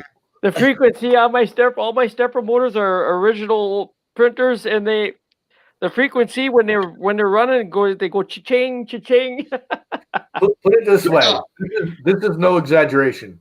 When my father first got sick, 2.5 years ago, when they said he was coming home from the hospital after being there for 9 months, I had to clean the house out. My mother's a pack rat to the max.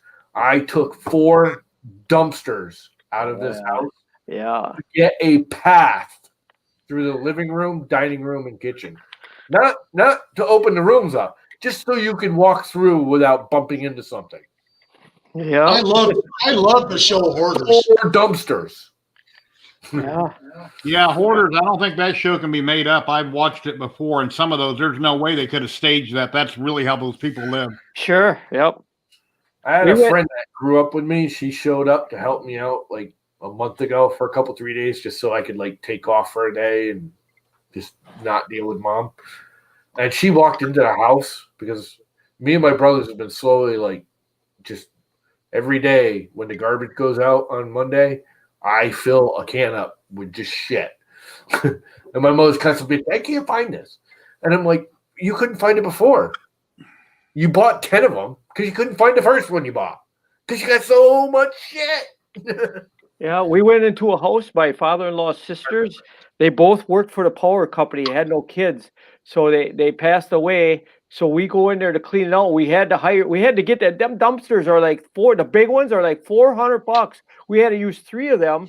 And we went in there and she had all these metal like Venmart cabinets with double sets, 3 sets of sweat, not just one color, but 6 colors, all brand new clothes in all of them. Yeah. I for one, the dumpsters are way more than that around here because they're $100 to get them delivered, $100 to pick them up, and then it's like $90 or $100 a ton to unload it. So most of them are $400 or $500 every time I get it dumped. Now I got lucky because a friend of mine that I went to high school with, he actually went to high school with my older brother, but we all hung out. He didn't charge me for pickup and delivery. He just charged me what he got charged by the ton. And I still ended up paying about $1,000 for the 4 dumpsters. And that pretty much wiped out my money. She had one wall of all of this, not this cheap Christmas paper. It was all this foil stamp, $50 a roll. She had one roll, and I'm just grabbing bags and just keep dumping it in there, throwing them out. The only thing that is good now is if you do clean recycling around here, they will actually, recycling companies will drop the dumpster and they don't charge you a penny for any of it. If it's 100% recyclable, they'll drop the dumpster, they'll pick it up as long as it's clean, and they will check it and make sure it's all recyclable materials. If there's one freaking plastic bag in there, they'll charge you for it.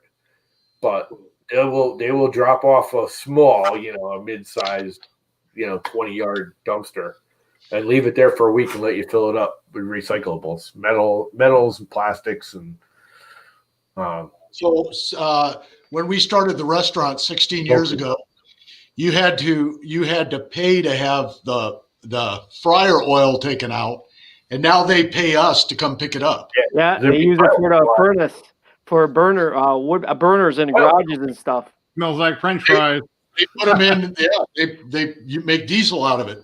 Yep, there's a guy that even runs French fry oil around here. There's a guy that runs his automobile on French fry oil. Yeah.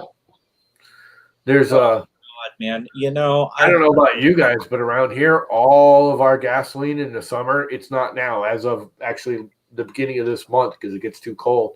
But all of our gasoline around here by state law is minimum of 10% biofuel.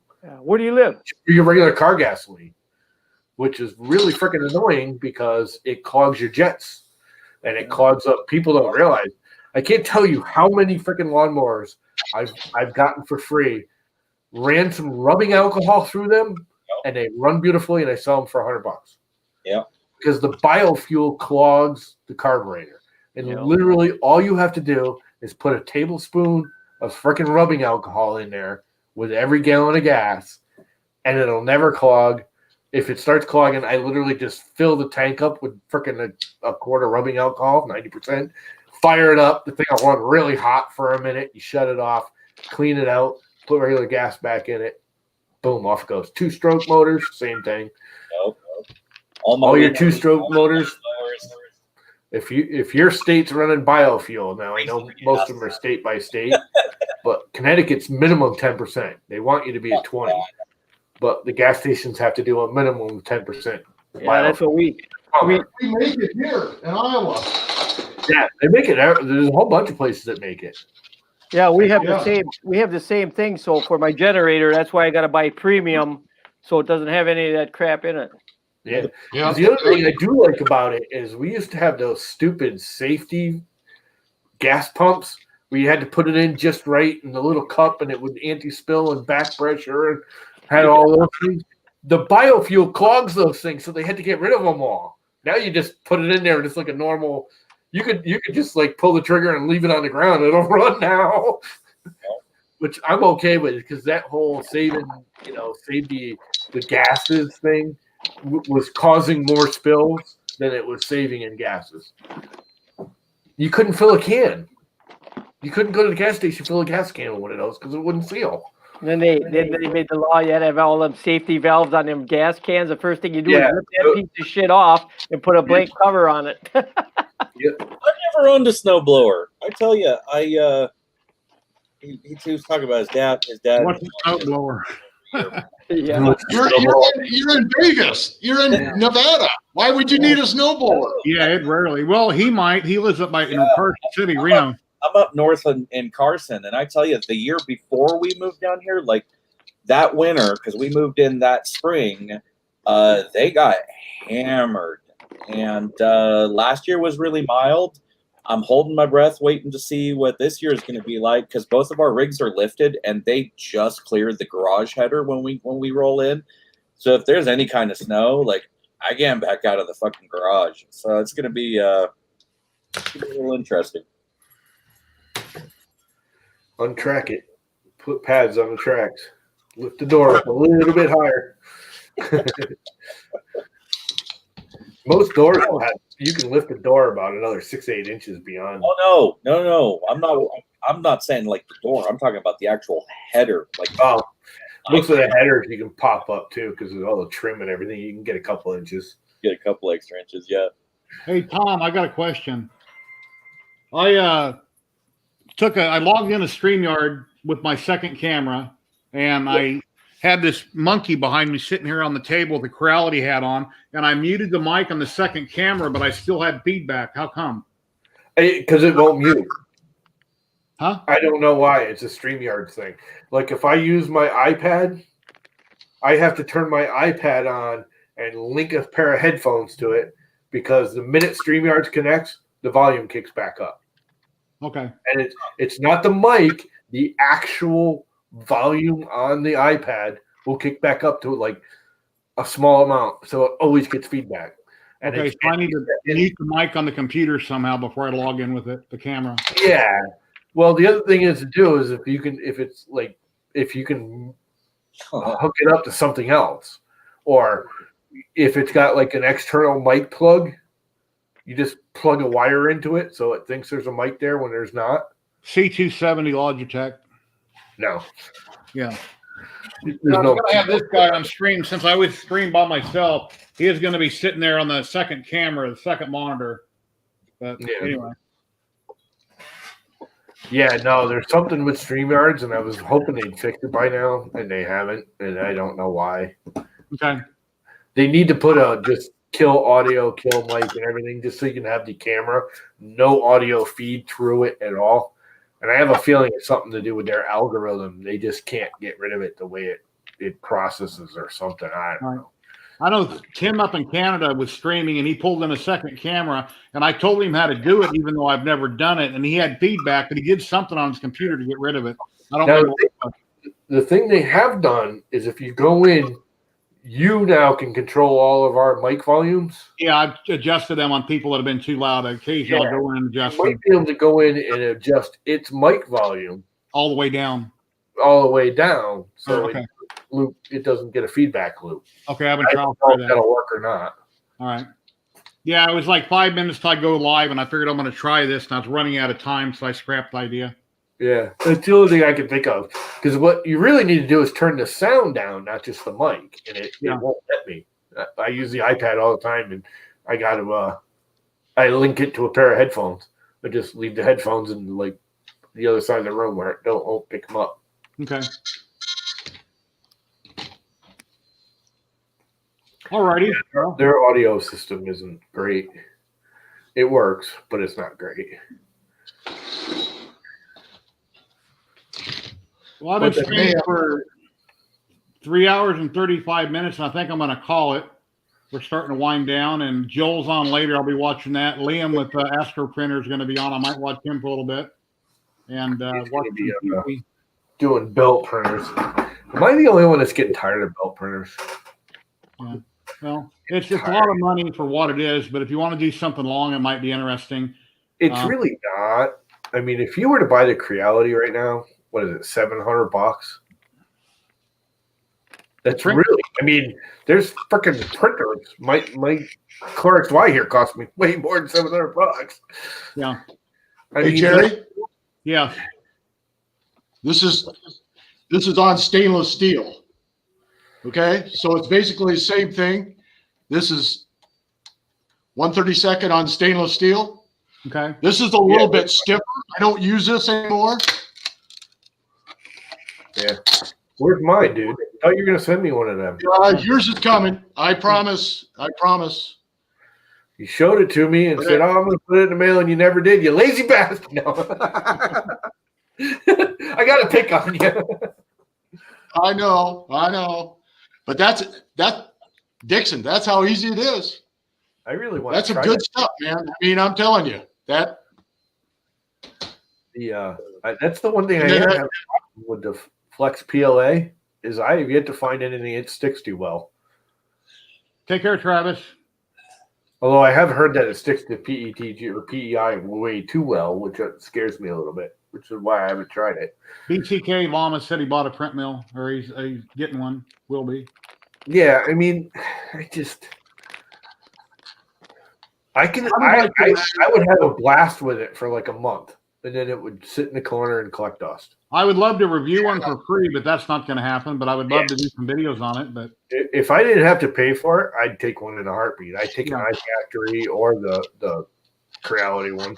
Obviously, I don't need any FDM printers. The only reason I do want them is so I can make videos. Yeah. Well, I would play with it. Like I was joking around and saying I need a gutter guard, but I would print a freaking gutter guard on one of those in a heartbeat. I mean, I wouldn't even think twice about it. Be expensive. Not really. No more than they actually are, especially for my gutter, because my front yard is a gutter guy out front, and he put in some gutter for a business, and he had leftovers. He's got the extrusion machine, and when they went to do the business, it was like a Costco or something. They ended up with like hundreds of feet all bent and not used because it had a ding or a dent or something in it. And when I went to do mine, he's like, "I'll give you this stuff for the regular price, but just know it's 6 inches wide, not 4 inches wide. It sticks off the building, but then you only need one downspout because it uses 4-inch or 5-inch downspout instead of 3-inch." And Bob, I was like, "Sure, I'll use the big ass gun." The problem is I can't get gutter guard for it, so it's full of leaves all the time. And of course, it's bigger, so it catches more leaves. So. Well, thank all you guys for coming. I appreciate everybody here. I appreciate you joining in. And I'm going to bleep everybody out, and then I'll probably watch Joel's stream later, and then I'll be back in a few days with another hangout. But thanks, Jerry. Thank you, Dixon, Llama, Matt. Hey, guys. Well, Matt will find out in a minute. Thank you, David. Yep. See you, Jerry. See you, Dixon. See you guys. It was fun. And we're getting down to one screen. Yeah, thank you, everybody in chat. Thank you for coming out and watching on Twitter, my Facebook group, and on YouTube. I really appreciate it. Thank you very much, Loyal Moses, for the super chat, the donation. I really appreciate it.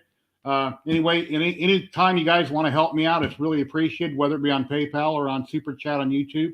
And I'll be back in 3 or 4 days with another hangout. Maybe next week I'll have a special guest. There's many people I've contacted, so wait and see how it goes. But, it's been fun. I really appreciate it, everybody. So please like, subscribe, share it. I'd appreciate it. And everybody have a great night. Thank you very much.